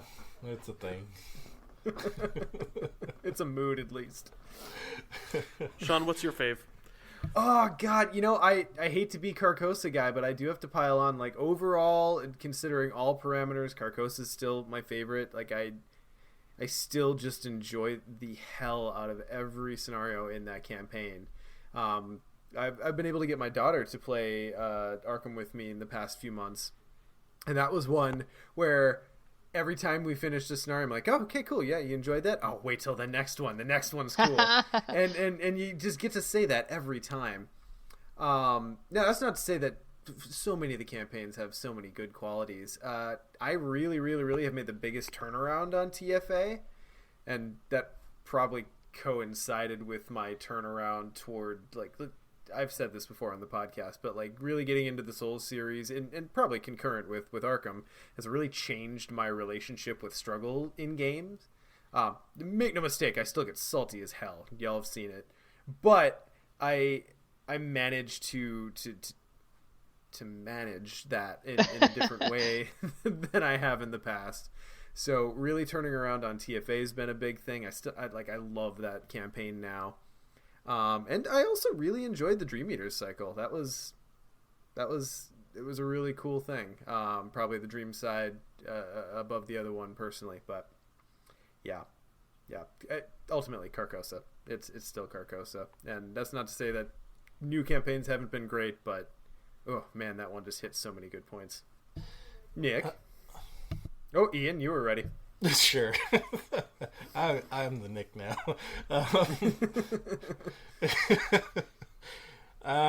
It's so tough. I mean, I am also gonna pile in on Carcosa just because Hester is my favorite, like, old one in theme in Arkham Files, and all the story beats are just so great and genuinely creepy in places. But it's tough. I mean, it's like picking my Star Trek movie. My favorite Star Trek movie. I like them all for different reasons. The odd-numbered ones, right? I love them all. I am that really? kind of Trek. Even the ones that everyone else hates. That's just how I roll. But although so I like different campaigns for different reasons. Like TFA has really become one that I've really become very fond of, even though our initial feelings were definitely on the saltier side of the scale. Just the characters in that and the challenge in the scenarios. TCU, because I still think the ability to lie to the Lodge is one of my favorite arcs that you can do.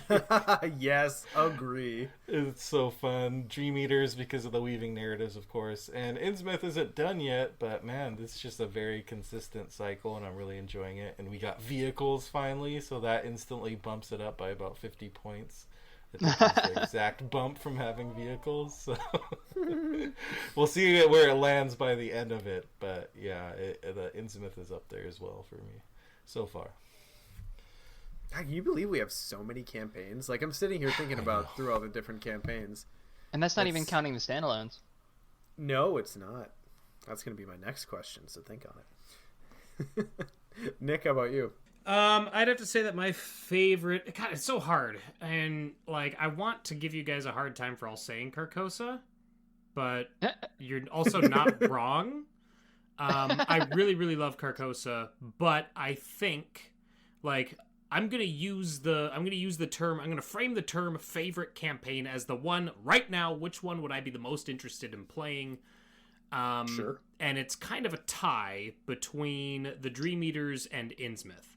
It's kind of weird to say Innsmouth because we're not all the way through it yet, so I don't know how it's going to stick the landing, but it's really good. Like It's Ian, super you used, solid so far. Yeah, Ian used the word consistent, and I think that is the apt word. And not only that, but like it's taking one of the most popular of Lovecraft stories, Shadow over Innsmouth, and it's taking the whole idea of of that book, and it's translating it not obviously directly into a game, but it's trying to hit on the same themes in Shadow over Innsmouth, and I think it's doing a bang-up job of it. I really, really enjoy Innsmouth.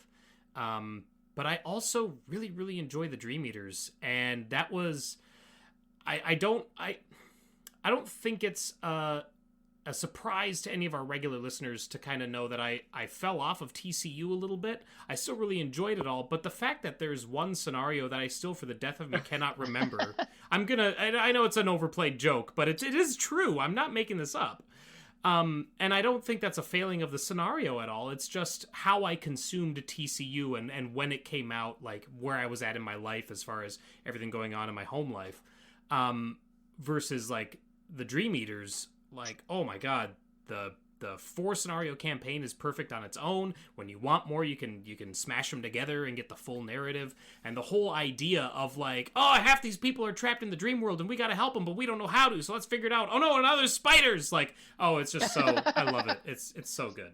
Well, Nick, maybe in the future you will get the opportunity to, go back to TCU. I mean, maybe. TCU is a really solid 7 scenario campaign.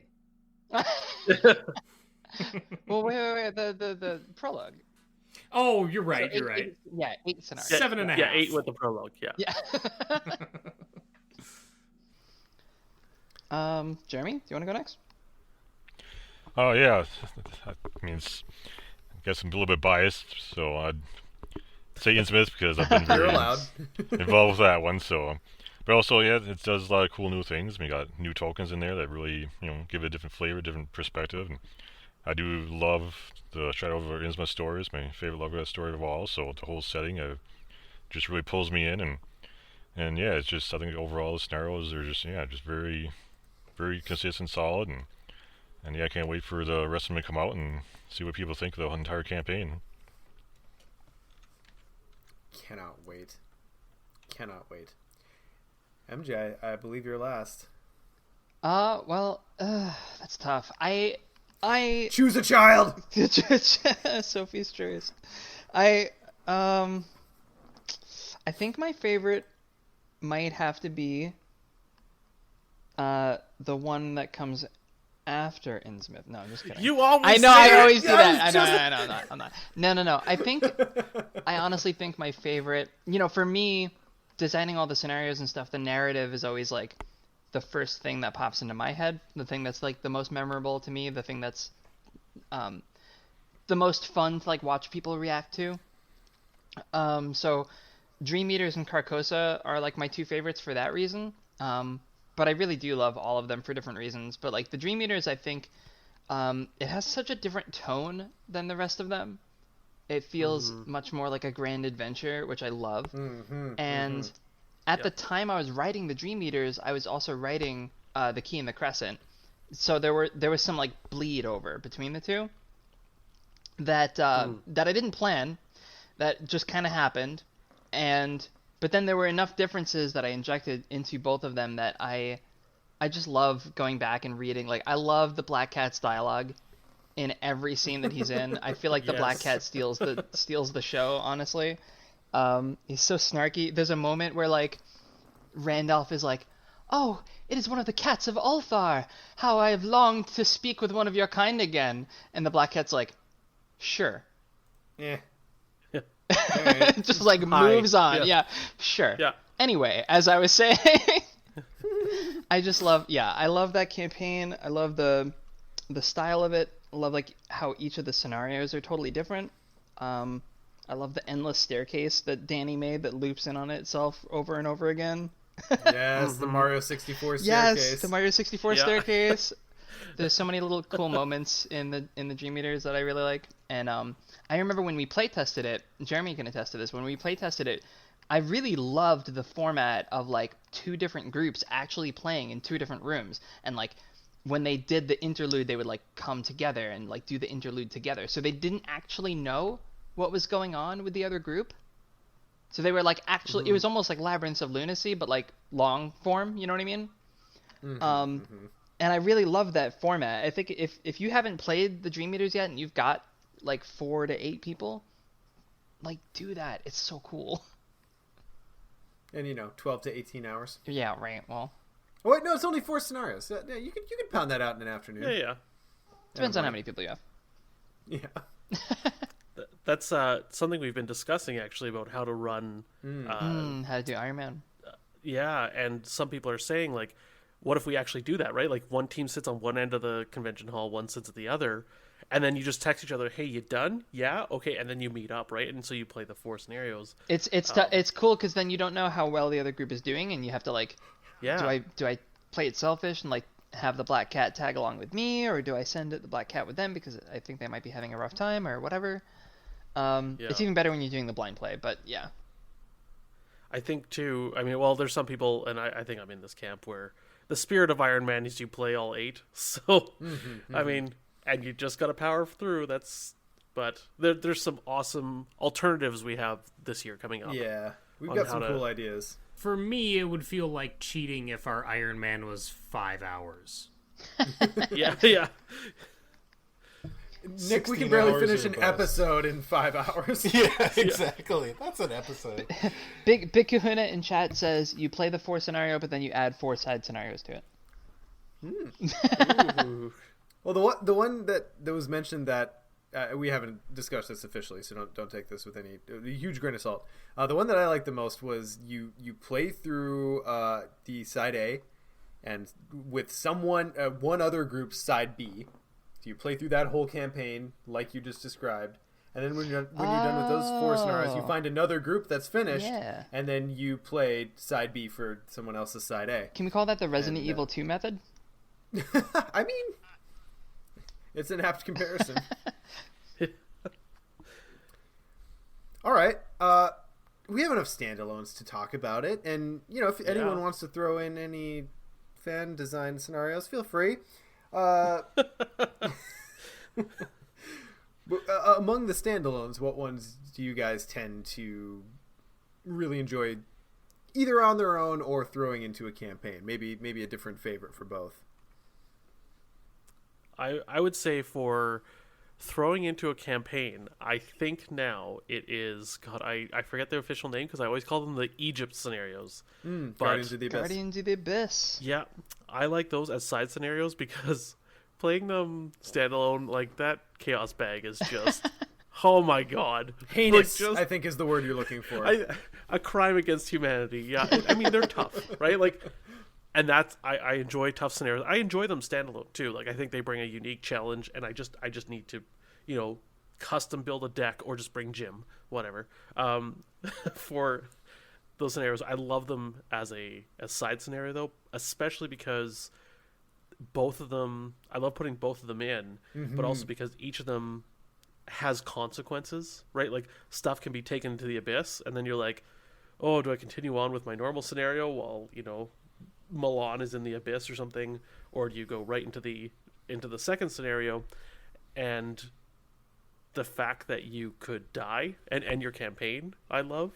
And the campaign, or the rewards, are just amazing as well to bring into the campaign. I also love how, with those ones specifically, they're standalones, but they're also kind of not. The fact that they connect to each other. Yeah. Well, first you have the Eternal the miniest Slumber. of campaigns. Yeah, exactly. You have the Eternal Slumber, which is itself like 3 scenarios in one. Yeah. And then on top of that, you've got the Night's Usurper, which is like 2 scenarios in one, and they connect to each other, and you can insert them into a campaign, campaignception. And yeah, the rewards are really cool. Like, MJ, I'm sorry again. Another thing where you possibly peaked early. I still don't think that you've designed a cooler standalone reward than the Night Gaunt whistles. The summon Night Gaunt. Oh, I love that. I cool, remember writing the art brief for that, and just being so excited to see like an investigator riding on the back of a Night Gaunt with like a saddle. Yes. Oh, so cool. I quite love the what's the sword from the Khopesh. the Egypt Oh, the Slayers? Khopesh. Yeah, the Khopesh of the Abyss. Yeah. Yeah. But you gotta submit to the dark side for that one. Yeah, that's okay. Yeah, that's fine. that's not a problem. Get a cool sword. Done. Yeah. Done. Yeah. Look, you could have just told me that up front. We but- could have saved time. But Scott, you can have the sword. You can have the sword in any campaign you want, if you can pronounce the name of its wielder. Go. My skids. I mean, in our campaign, He pulls his hood down. He pulls his hood down and skids all along. Yeah. Zahra O'Toole. Yeah. Yeah. Cool. As far as standalone, though, yeah, no, I don't know that name. As far as standalone, though, I think, and this is going to be an odd answer, I think Carnival. And the reason I like it is because of, obviously, you know, it was created much earlier in the life of the game, and how the card pool has advanced. I love breaking the shit out of Carnival. Like, just...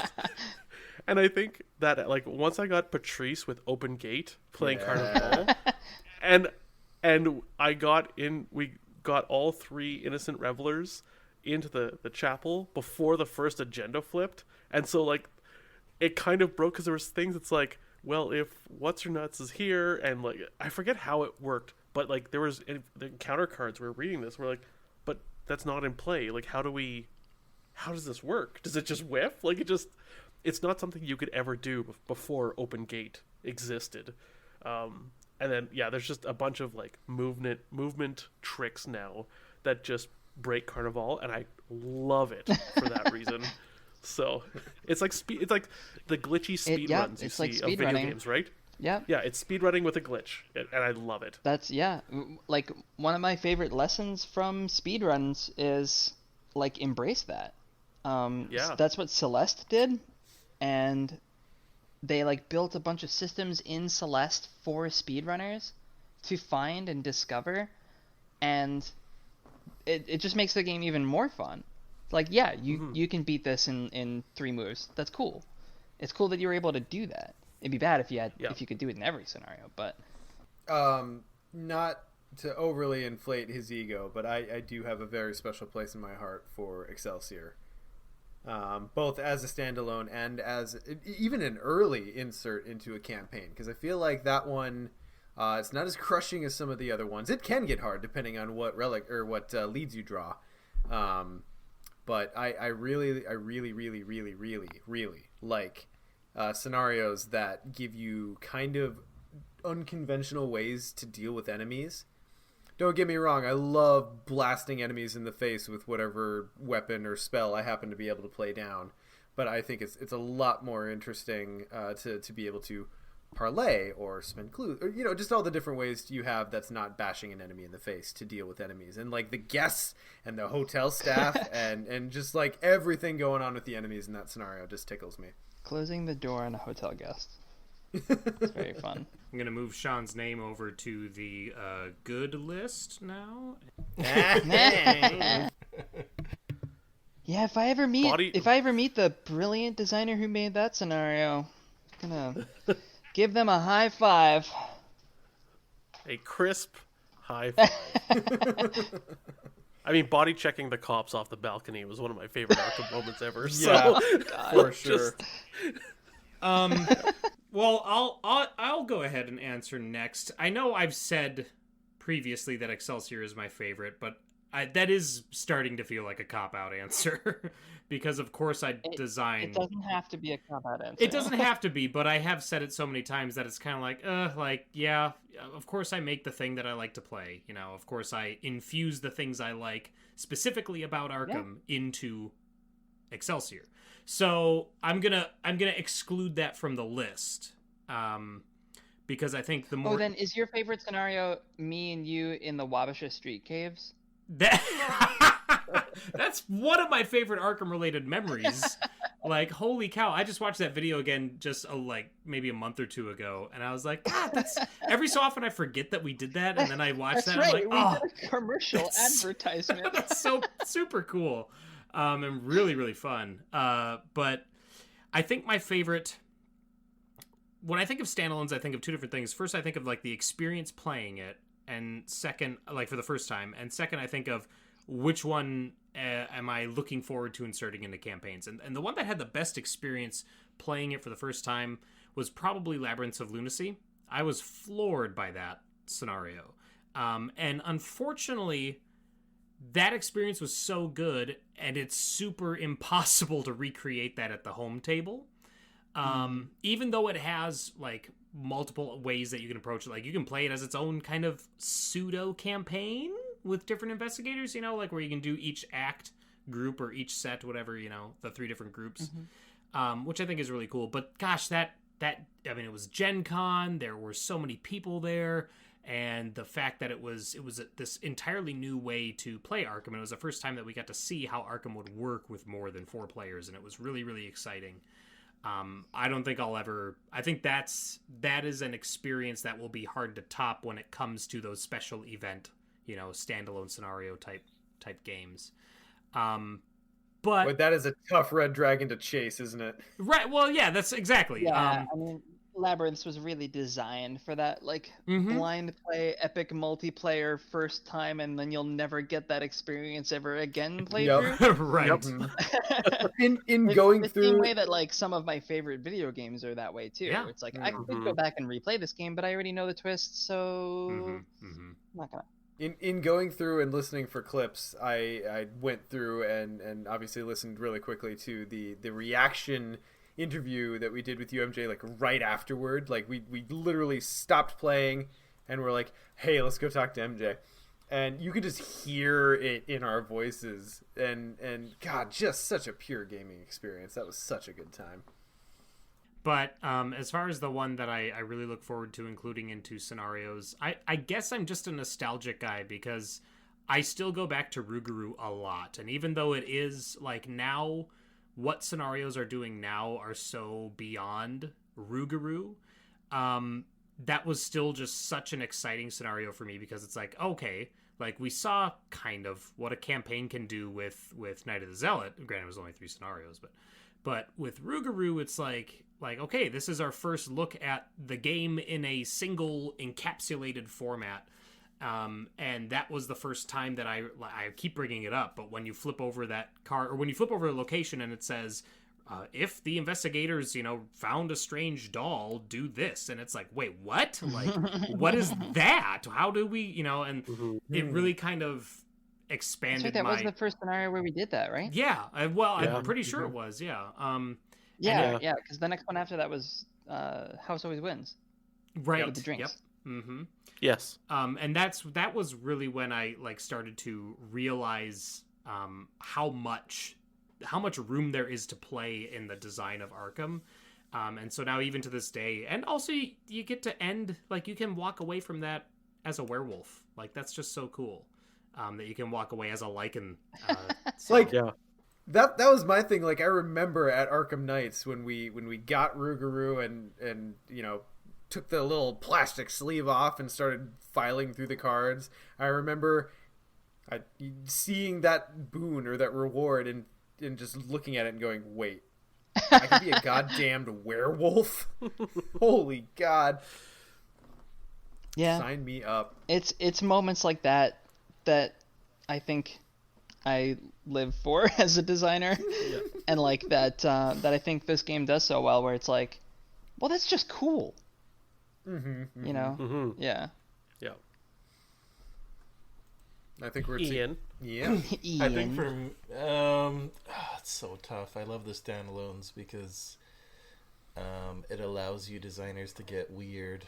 Yeah, it's totally true. Weird MJ is best MJ. I think overall And you my too, Jeremy. favorite, as much as I hate to further inflate Nick's ego, would be I do really love Excelsior. It's just such an accessible scenario that you can play with almost any deck, and just the variety of endings. And I often love the scenarios in the game that are kind of in this mundane setting, like a hotel or a hospital, but then the horror comes into that kind of setting is fun. Mm-hmm. But I do want to give a shout out to the Blob. Speaking of weird, just the sheer craziness of all the things that it can eat, including your phone and lights and just reality itself. The concept of friendship. The concept of friendship. Yeah.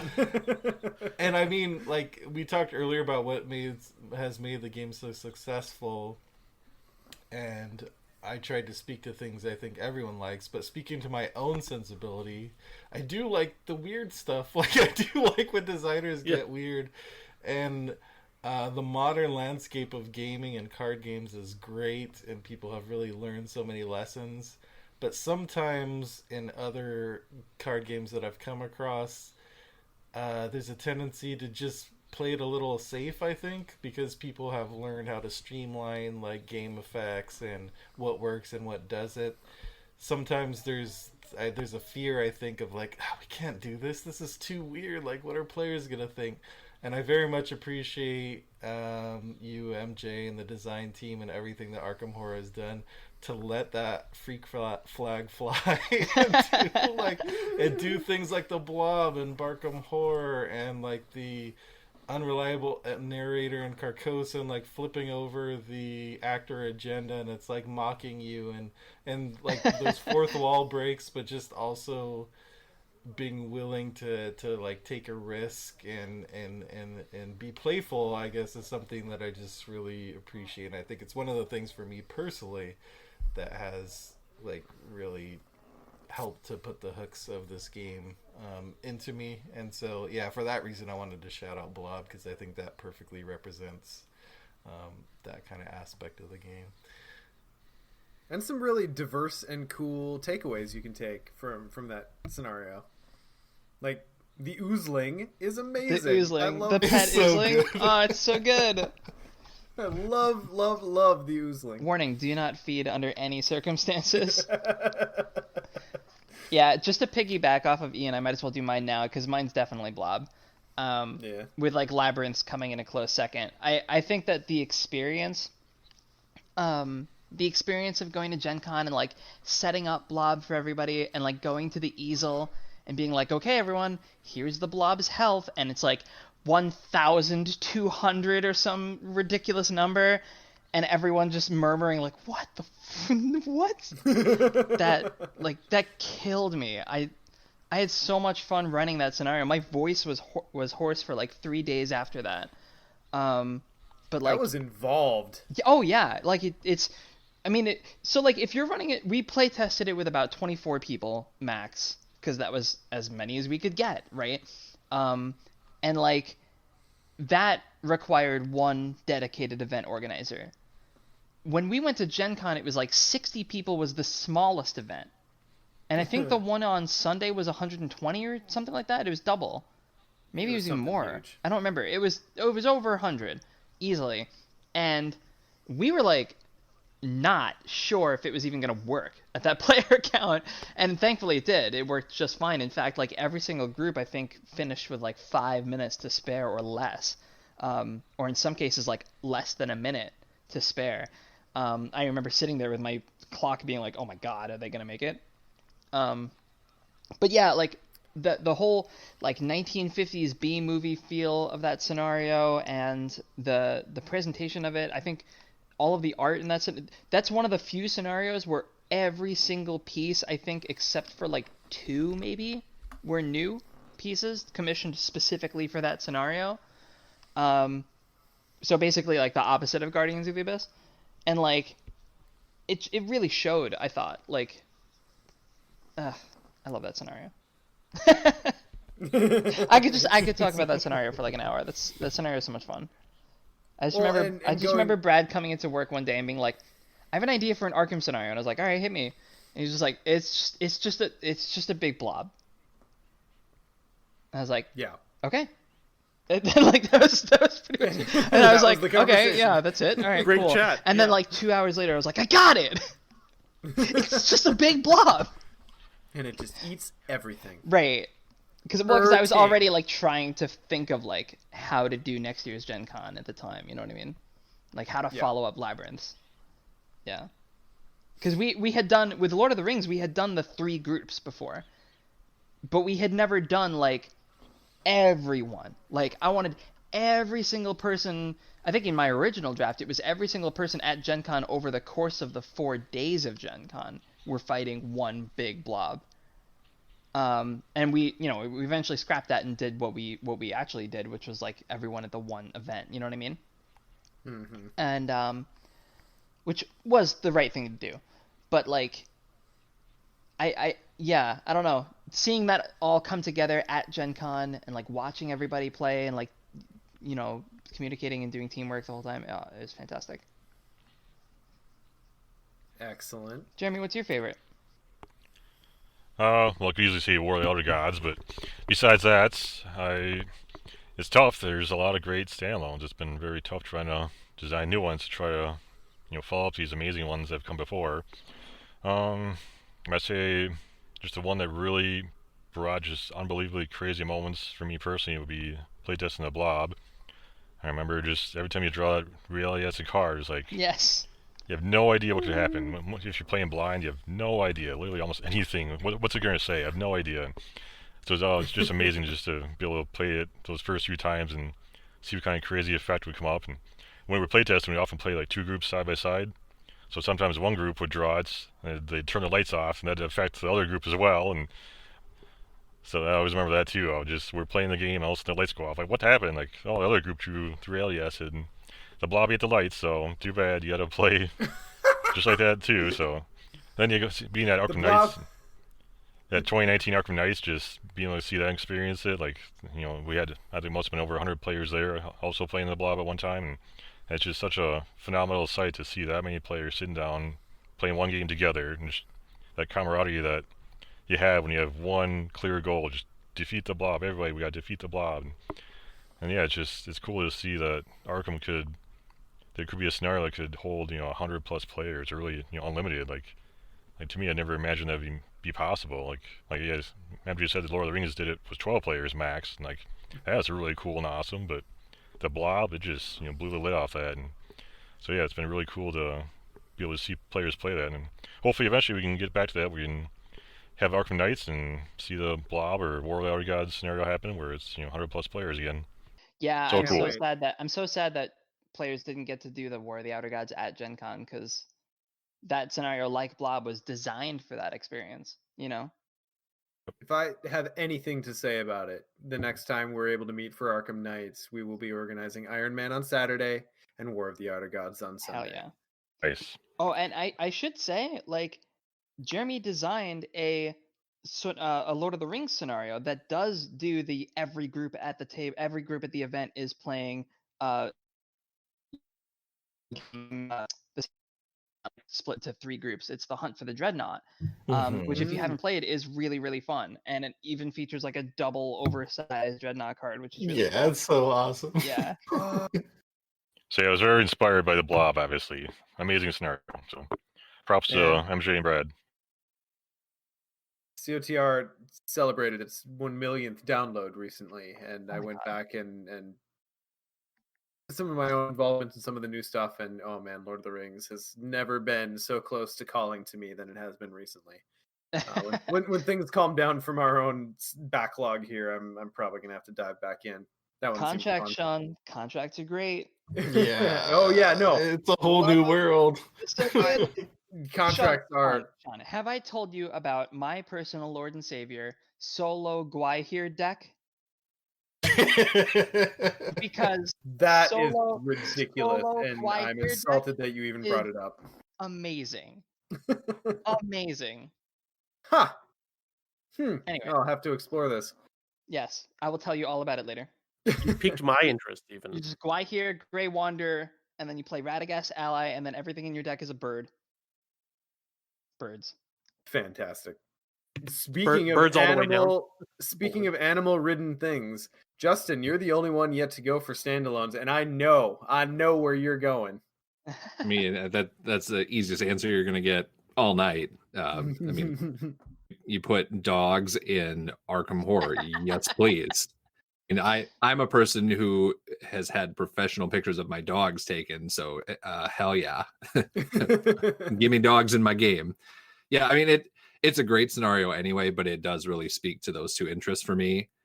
And it's been great to get people who are only mildly interested in this type of game. It makes it a real easy sell. Yeah. Can I just say, I think I spent about as much time researching dog and cat puns for that one scenario as I did like any deep research into like a location or like rereading Lovecraft story. Like I had a list of like dog and cat puns on my computer that was like 400 entries long. You're doing a lot of work. That's just dedication to craft. Yes. It's disgusting. And I was like sitting here like, I'm getting paid to do this. Yeah. So anyway, Barkham's my... Yes, sorry, go on. Sorry, I was gonna say Barkham's my answer, and I'm disappointed the rest of you didn't say it, so we get a higher likelihood of having a follow-up. Look, what other standalone comes with an investigator? Like, right? 5 investigators even. I love the fact that them can drive into enemies that he's not supposed to be driving. Oh my god, dude! So good. Oh my god! I still want to do an Iron Man with the Barkham investigators on. I am super down for that. Iron Man's best friend. Iron Man. No, Iron Man's best friend. Okay. But yeah, no, I just Iron Barkham. The fact that Barkham exists is amazing. I can't claim credit for that. That was like it's a long story. You can claim some I credit can for claim it. I some imagine. credit for the execution, but it wasn't my idea to make the product. Someone, Andrew Navarro, summoned me into his room and said, "Hey, we're gonna do it." Exactly like that. He was like, 2 weeks before it came, before the April Fool's article, he was like, you know, who knows? Like, if the response is really good, maybe we'll actually do something with it. And then, like, 2 weeks later, he was like, and the will of the people hath been yes, heard. You have spoken. Love it. Love it. All right, and guys, and suddenly we've been talking for 2 hours. Isn't that amazing how that happens? No one gets to judge us for long episodes. What the Mythos Busters? Fast that went. I know, right? We reached out to our listeners to submit some blurbs on what Arkham means to them. I've watched them come in, and we've got some really good ones, and some friends of the show have entered in, and I'm really, really excited to hear this. I've not listened to a single one yet. So I'm very, very excited to listen to these when Ian gets a chance to splice them together for these for the final episode. So let's listen to what our listeners and friends, which are essentially the same word, have to say. And here we take a moment to edit out this little bit. What I said is absolutely true. I haven't heard one of these. Yeah, I haven't either. This game sucks. We hate it. Yeah. This game sucks, and you guys are worse. Yeah, you guys are the worst. I'm just kidding. So we'll break back in here, and then I think we'll just fucking do it live.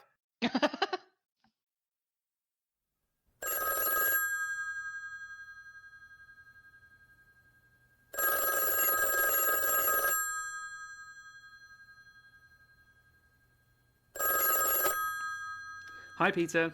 How's it going? Yeah, it's good. It's good. Have you heard about this Mythos Busters stuff? What have they done now? Well, exactly. They've got a 100th episode thing, and I'll read you the thing. They said, Okay, cool. We're hoping to feature some words from community members to help us look back at the past 100 episodes. I can't believe they've done 100 episodes. I know. Ludicrous. To that end, we're asking our patrons, other community members, and any other willing souls, so obviously not us, to submit audio recordings sharing their thoughts on what Arkham Horror and/or Mythos Busters has meant to you over the past few years. And we just need to do 2 minutes of... We need to think of something nice to say for 2 minutes. Did they say 2 minutes, or is 2 minutes the maximum? The suggested length is up to 2 minutes. Okay, cool. Right, that's fine. So do 5 seconds.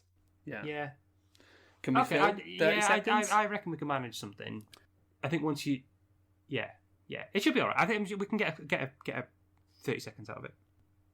I mean, 100 episodes means they're literally half as good as we are, right? Yeah, they're just catching up. Yeah. God. Yeah. Jeez. Cool. Right. Well, what do you want to say? Do you want to go first then? Do you want to lead into it?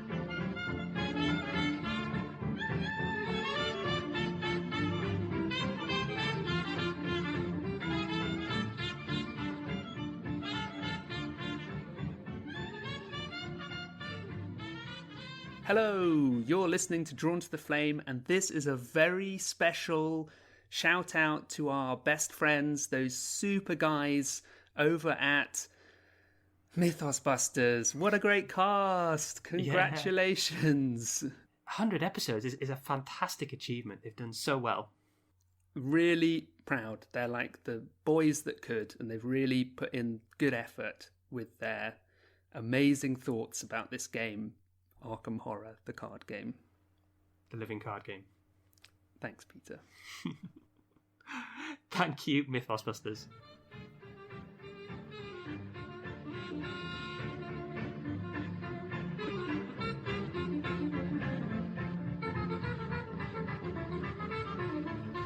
Obviously, as fans of the cast will know, there's a blood feud ongoing between Drawn to the Flame, everyone's favourite podcast, and Mythos Busters, another Arkham podcast. But speaking seriously here, it's Frank and Peter here at Drawn to the Flame, and just want to say congratulations genuinely to Mythos Busters. And, for us, Peter and I met on the Mythos Busters Discord, and we wouldn't have started Drawn to the Flame if it wasn't for Mythos Busters. So, we owe our very existence to them. Much though it pains us to admit it. Yeah. To the calamity that is Mythos Busters. Exactly. Yeah, it's a fantastic community they've got over there. It was the first place for people to really start gathering on Arkham Horror. So well done. Really well done. Really well done. Not only for the podcast and 100 episodes, but also for being the guardians of that amazing community and creating and nurturing that. It's so valuable for the game, and definitely part of the reason that we're still loving Arkham. Congratulations. Thanks.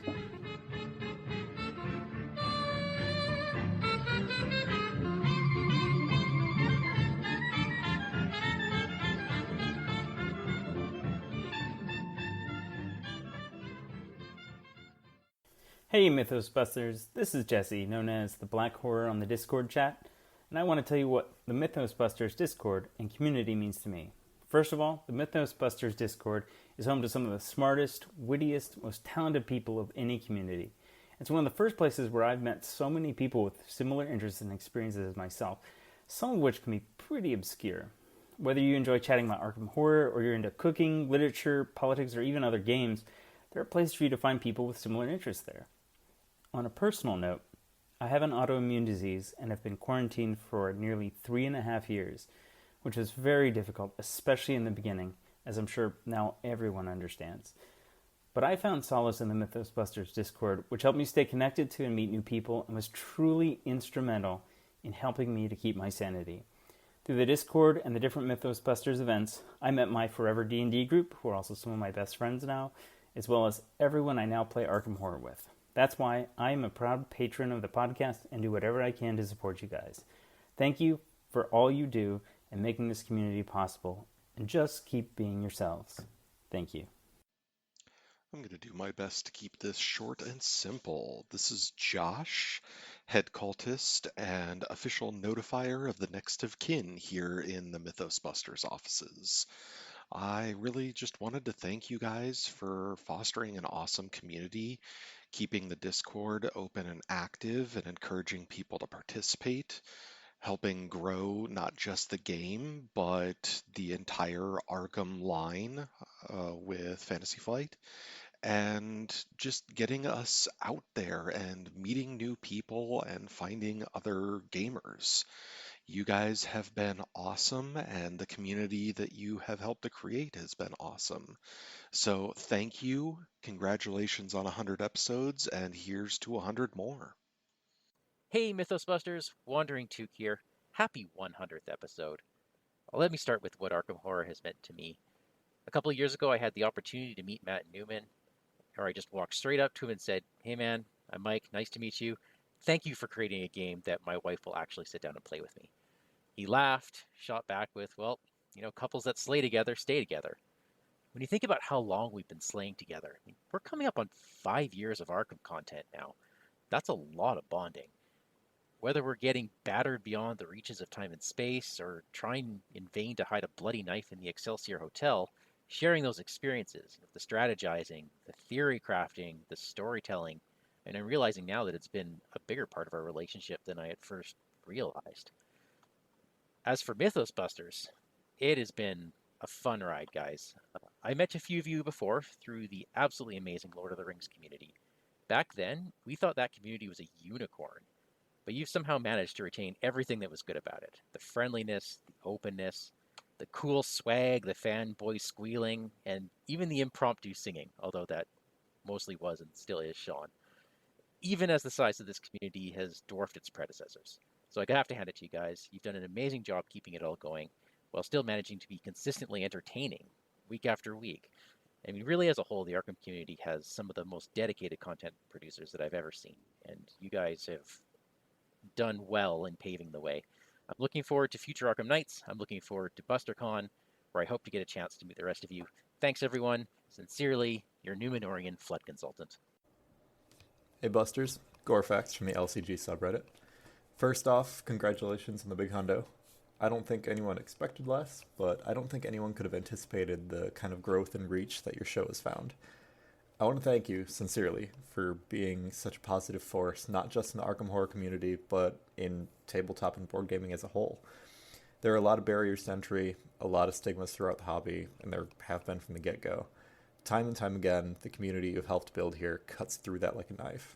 I'm able to point people towards the show and the server, not just on the subreddit, but at events and at local stores, as a resource to get questions answered, to talk deck tech, to swap stories, and find new friends to play with. You've built up a wholesome, inclusive, strange, and goofy community that I'm extremely proud to be a part of. Cheers, guys, and I hope to see your actual corporeal selves again soon. Hey, Mythos Busters, this is Cardboard of the Rings. This is Chad. Matt. Aaron. John. Bartley. Congratulations on 100 episodes! And congratulations on being among the top 5 Busters. Wait a minute. There's more than one Buster? Oh, there are so many Busters. Like Buster Posey? Dave and Busters? Mega Buster from Mega Man? Ooh, I'm sorry, Chris. Buster Rhymes is technically not a Buster. My wife's best friend's name is Candy Buster, and my best friend's name is Tyler Cherry. So if those two ever got together... Wait, I got one. Stephen King's timeless classic Needful Things, the mayor's nickname was Buster, and he hated that. And then in the story, the wife calls him Buster, and he, kills her with a hammer. So... Whoa. That's what Arkham Horror is about, right? People killing each other with hammers? I think so. I think there's also a thrown cat at some point. I don't know. What are we doing here? I played Watcher in the Water. That is tentacles. That counts, right? Hey guys, this is Chris, aka Maka on the Discord server, one of your conglomeration of Chris's. I'm just calling to leave my thoughts on what Mythos Busters have meant for me over the last few years. When I first got into the game, I mean, beyond the Cthulhu mythos, I picked up the game because it had a single-player part of it. You know, my gaming friends, they enjoy the game, and I do get to play with them occasionally, but they're not into it like I am, so pretty much all my games for a long time were just solo, either single-handed or two-handed solo. So when I found the Mythos Busters podcast, not only did it help me understand the game better, you know, catching those things that I missed or I didn't understand properly, but it helped me find other people that like the game, that like the world like me, and it showed me, realistically, it showed me the organized play and online play aspect of it. I mean, I'm pretty sure that Mythos Busters is how I found out about Arkham Knights just before 2017 or 2018, and it's basically become my go-to event now, even more so than Gen Con. And so it was great to find that. I do tend to lurk a little bit more on the Discord servers because I don't have a lot of time to chat and go through all the conversations. But even with just lurking more than participating, I've made friends on the community through it. I even got into a weekly Arkham online game because of that, and that's, God knows that's helped during the pandemic lockdowns to help me keep my sanity. So realistically, I mean, sure, I would have had fun playing the game if I had never found the Mythos Busters podcast as a larger community. But it's 100% accurate to say that finding your podcast and the community that you fostered through that has just expanded my enjoyment of the game exponentially. And, you know, not to sound too trite, made me feel like I'm part of something larger, you know, like a cult. Wait, no, that's well, I mean, maybe just a little bit, but anyway, thanks for all the work you're doing, and congratulations on the 100 episodes. Hey guys, this is Tim. Been a long-time fan since basically the start, and love your show. Congratulations on 100. Hey, I just wanted to throw out a challenge to you all, which would be to build a Lola deck. You know, Lola's been the worst investigator since the start, since she was released, really. And, you know, I think the pool's grown now that I think it's her time. So there's my challenge to you. Hope you guys have a great 100, and keep listening, keep doing what you do. You guys are great. Thanks. To me, Arkham Horror and the Mythos Busters are long hours of commute made bearable by saltiness over where doom awaits, the joy of teaching a new game to my then girlfriend, now wife, pounding happy salmon at Gen Con after dark, happiness over watching my play group grow from novices that need guidance to vets who need less assistance, first listening to, then participating in Iron Man, knowing that both agility and willpower are dumb stats, hours spent posting memes, talking politics, and griping about whatever is the current fancy, and lastly, living, laughing, loving, and placing one doom on the current agenda. Here's to another 100 episodes, Mythos Busters. Firstly, congratulations on the 100th episode. My name is Chris, Big Kahuna 216 in the Discord. I don't tend to be all that verbose on things like this, but Mythos Busters has been one of my favorite podcasts to listen to for the past couple of years. Between the main podcast, Scott's Ass, This Day Night Arkham, Abandoned and Alone, Achievement Hunter, Iron Man, Farkham, the Miskatonic AV Club, and anything else I may be missing, you guys have provided a great deal of entertainment as well as useful tips, strategy, and copious examples of Arkham gone wrong. It's been great to meet new people in the Discord and even play campaigns with them. The adversarial draft during Farkham Con was one of my favorite Arkham experiences.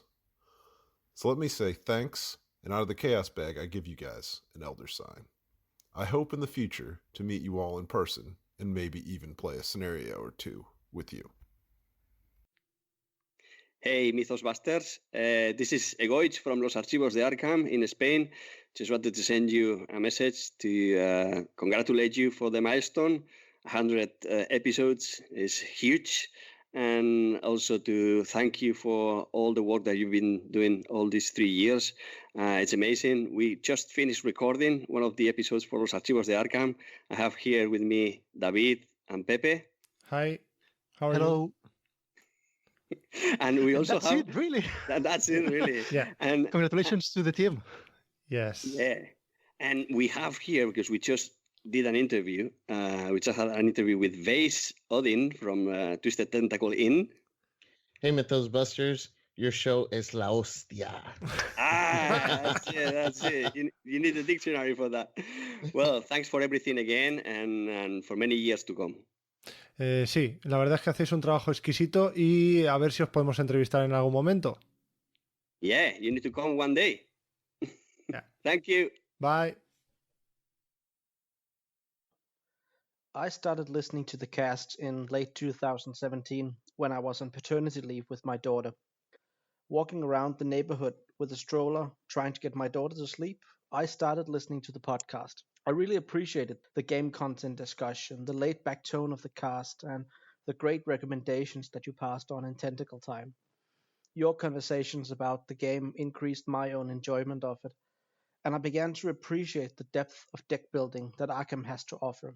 One thing I've always appreciated about Mythos Busters is that it's not about being the best at the game, it's about enjoying the game.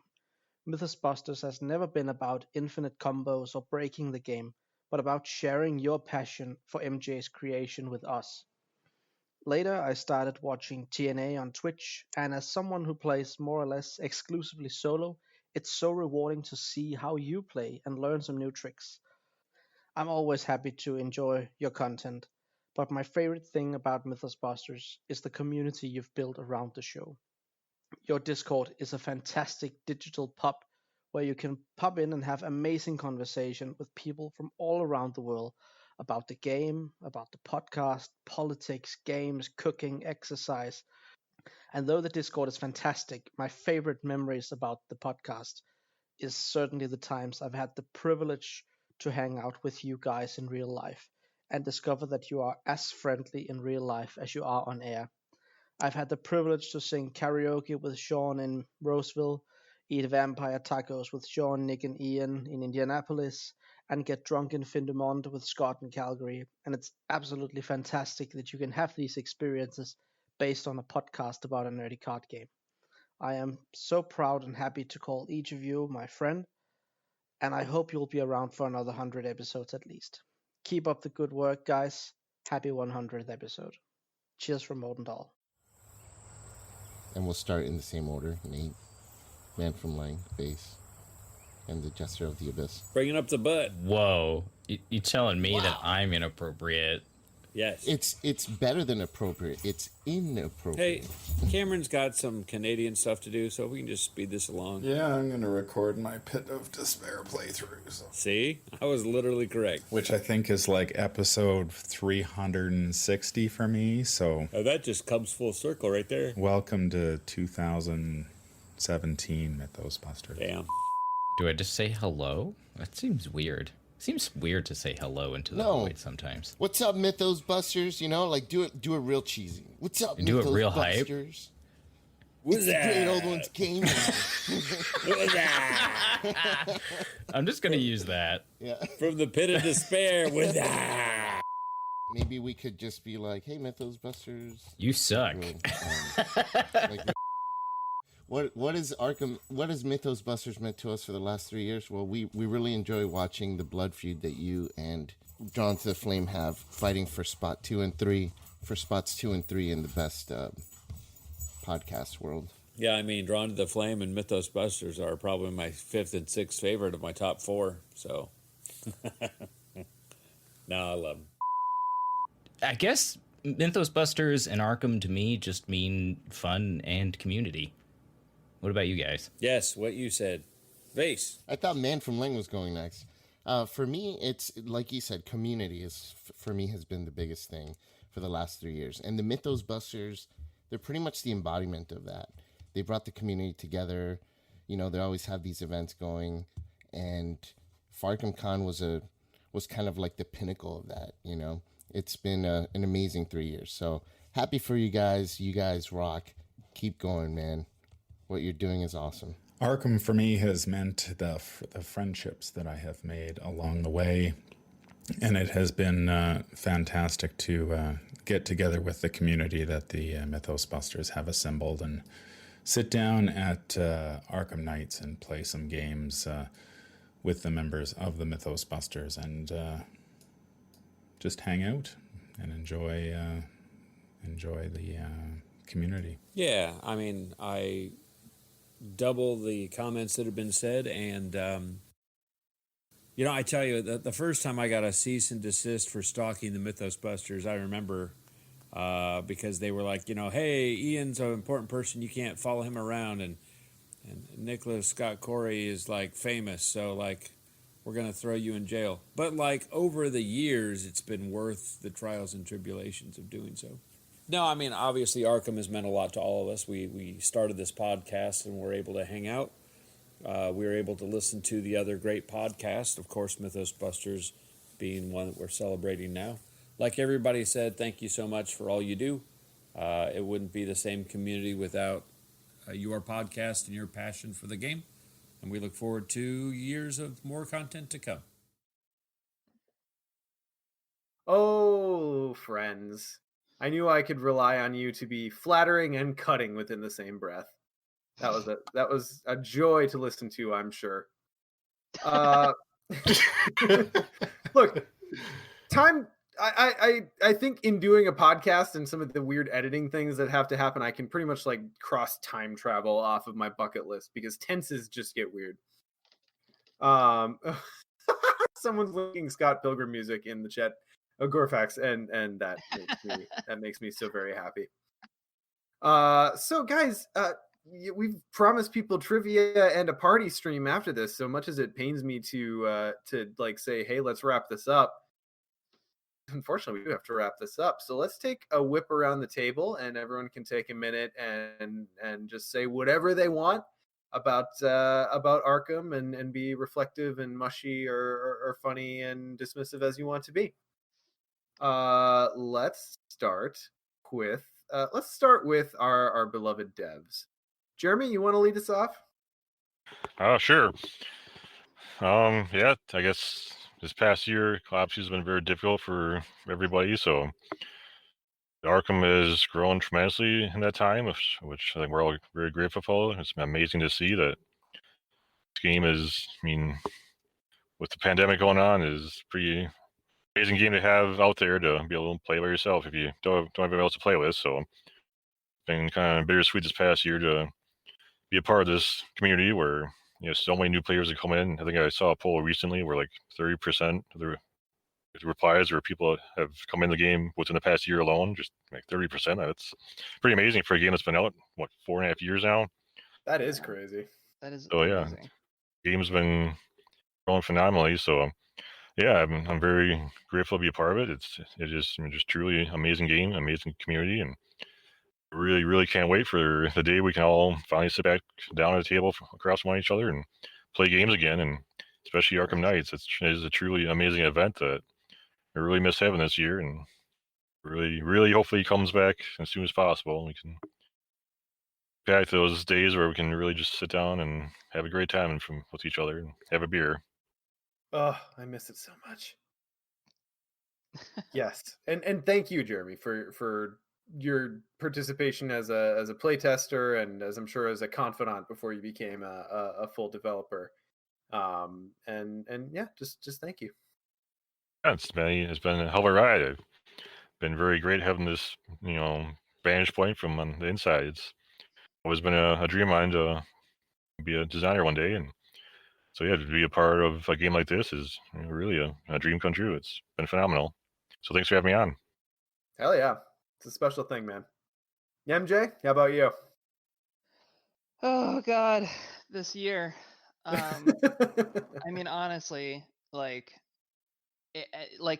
this year has been really, obviously, like it's been very difficult. Like Jeremy said, we're working from home now. Our entire workflow is different. Pretty much every aspect of my life on a professional and personal level is different than it was in 2019. Everything has changed. It's like a completely transformative year, and like Arkham has remained the one thing, like the rock, right? This community, everyone, like everyone in this chat right now, like everyone on this Discord server, this podcast, this game has been like the one thing like keeping me sane this whole time almost. Like so much has happened in this last year that my book Kickstarter was in the spring, and it released in the fall, and like I don't even know what to say. I'm so thankful for everyone who has allowed me to get to this point that I'm in, like in my career, that I can do this for a living, and it's amazing. And like, I just don't know what to say. Like, thank you. Absolutely.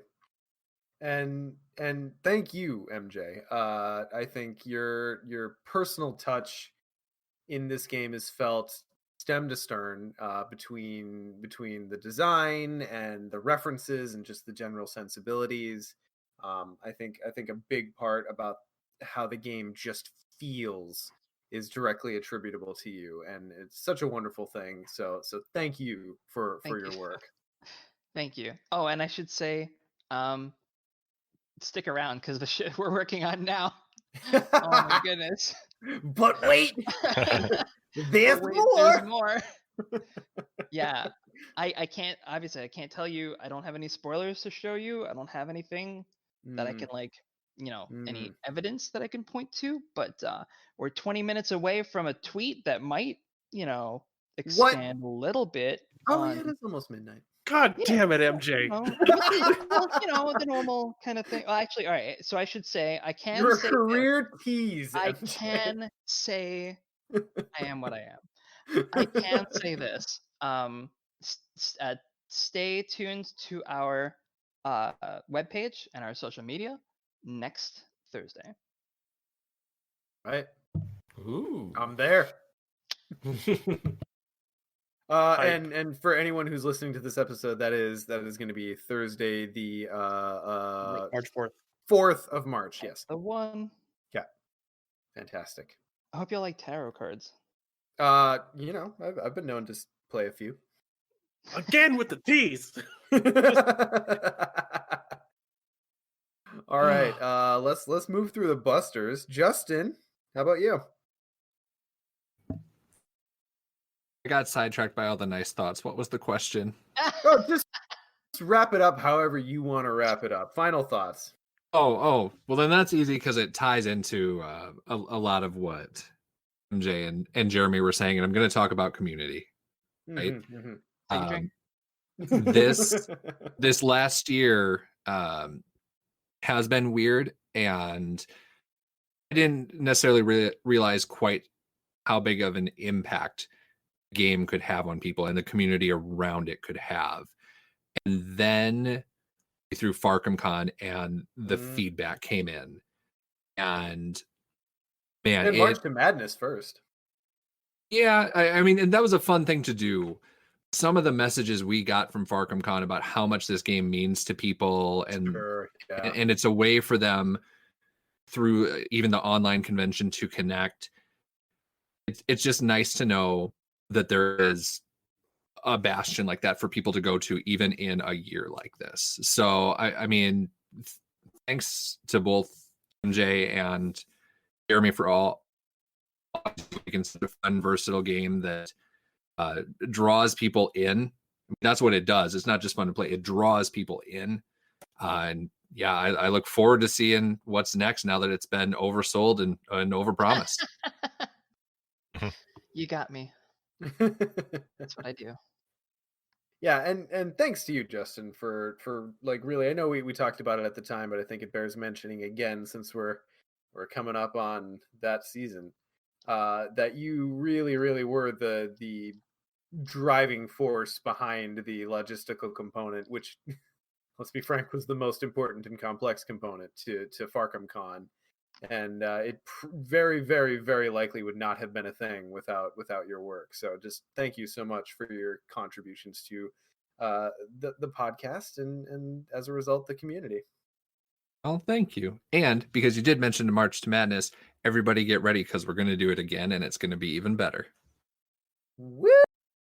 Looking forward. Okay, so like full disclosure here, I had way more fun with the FarkhamCon wrap-up stream than I ever expected to. That was a blast, so I'm excited to make more of a thing of that this time. And we'll see if we can rope in some other community members to make it kind of a wider net. All right, Scott, it's your turn. Similar to MJ, this last year, obviously being in the career I'm in, the pandemic has been interesting to live through. And I feel like this community has been one of the things that's really supported me.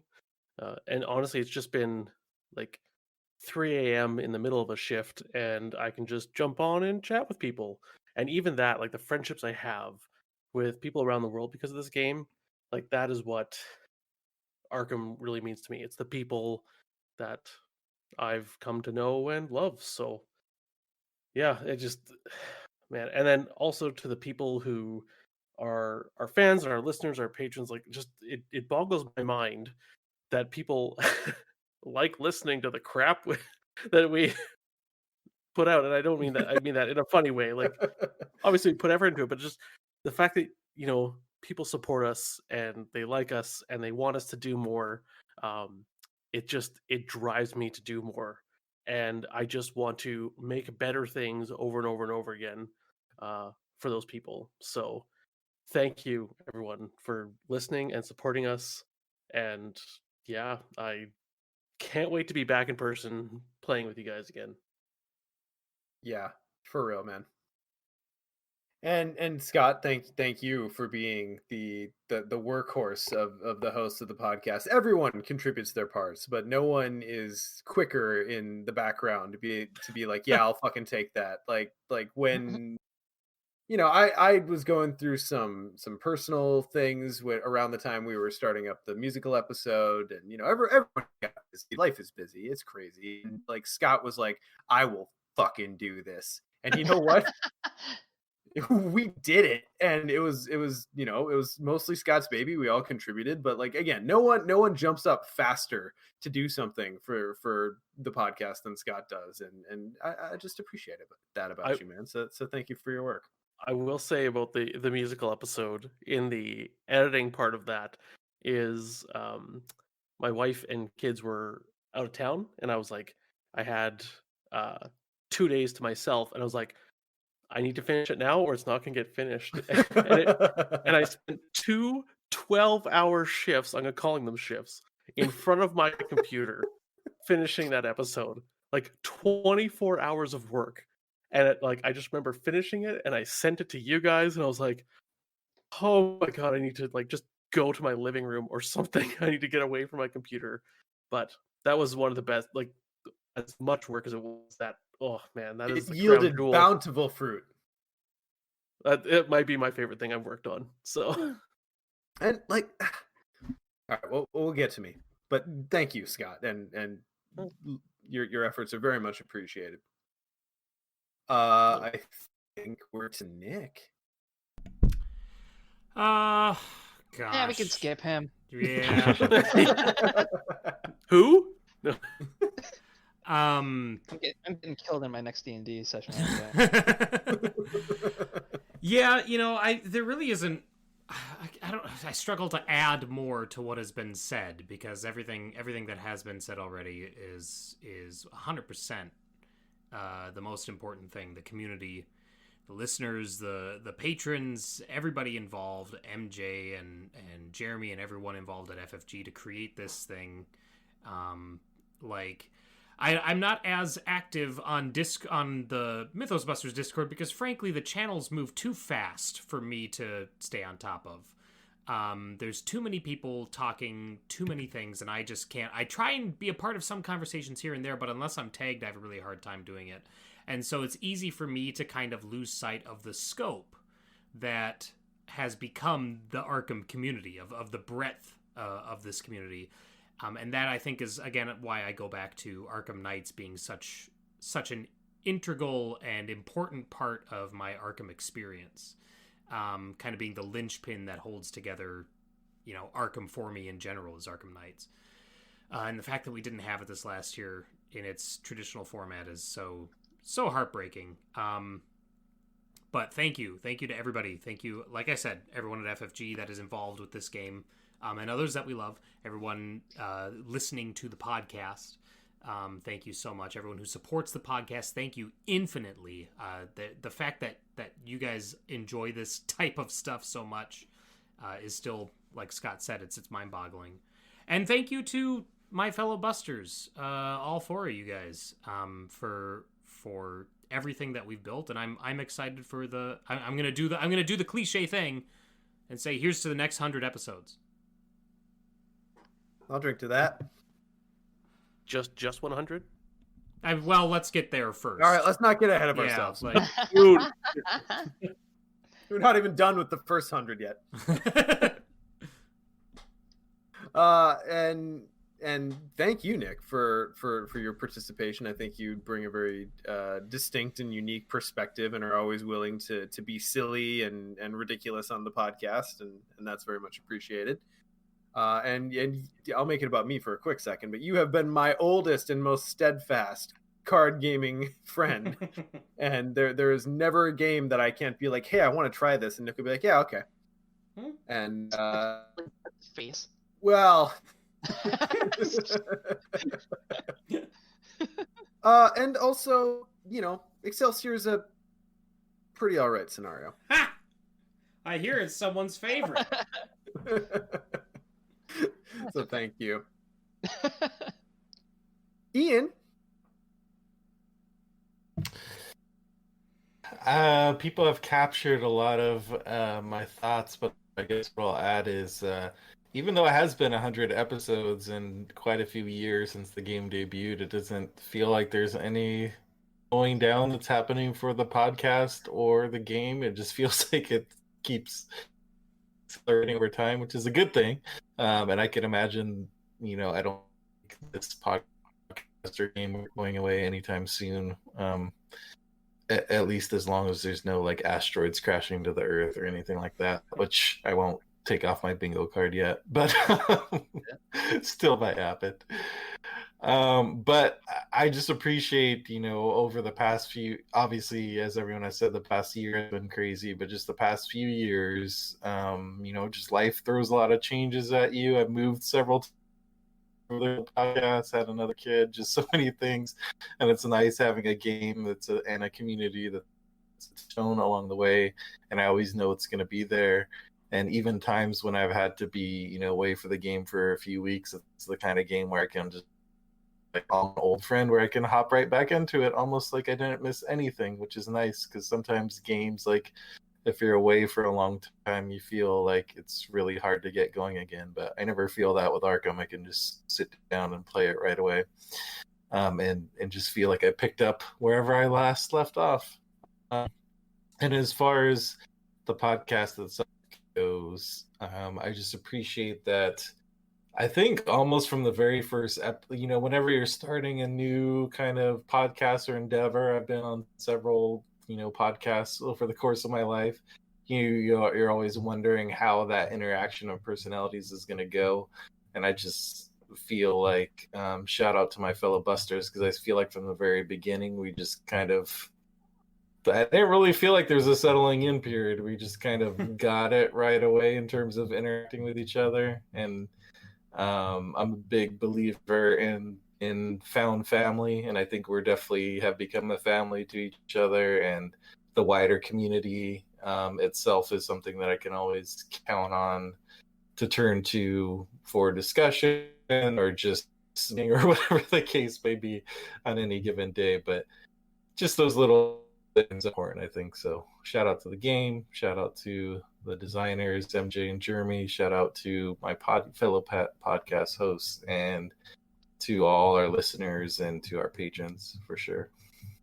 And Ian, you are always the Stilgar to my Paul Atreides. Like I just again, you were the first person that I reached out to and was like, is this a good idea? Should we do this?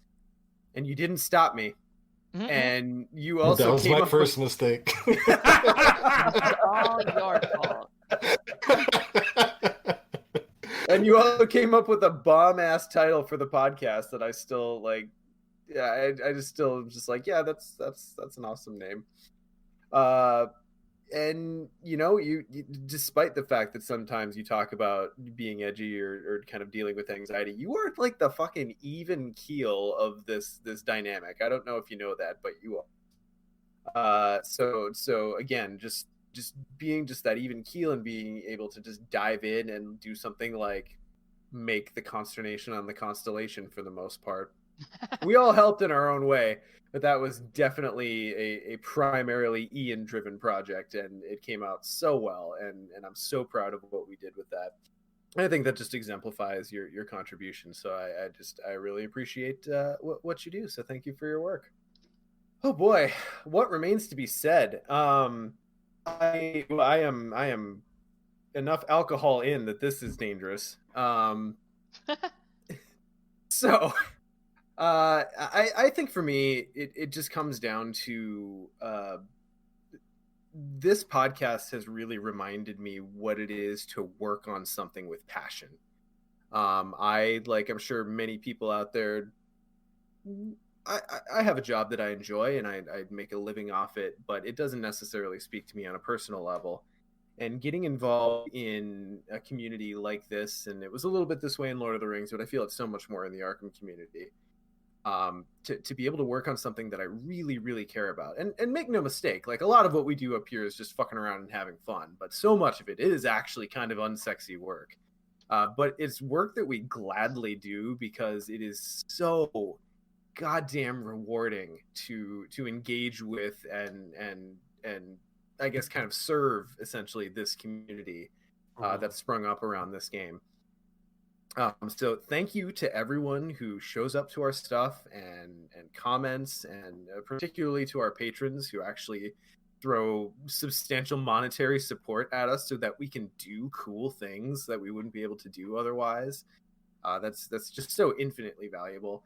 And I know we've talked a lot about community on this episode, and I think it's probably a good place to bring it home. This community is really something special, and we've played our part in it, but the community itself is the community, and it's built up of all of the individual players within it, who largely are all just wonderful, wholesome, funny, great people. I've made so many real life friends out of being involved with this community. And it is just so great to have a place in today's age to go and be able to just be yourself and fucking nerd out about a thing that you're really passionate about and just have that energy accepted and quite often reflected back at you. That is just something that is so special and cannot be understated. So thank you to MJ and Jeremy for continuing to make this great game, and to my fellow Busters for helping to make this podcast and everything that goes with it. And a huge thank you to everyone who listens and comments and just shows up for our stuff, because I've said this before and sappy half fucking wrap ups that we've done in the past, but I think there's just so much value in just showing up and engaging with things that you care about. And to everyone who does that, just know that you're extremely valuable, and we feel every one of you. It's fantastic.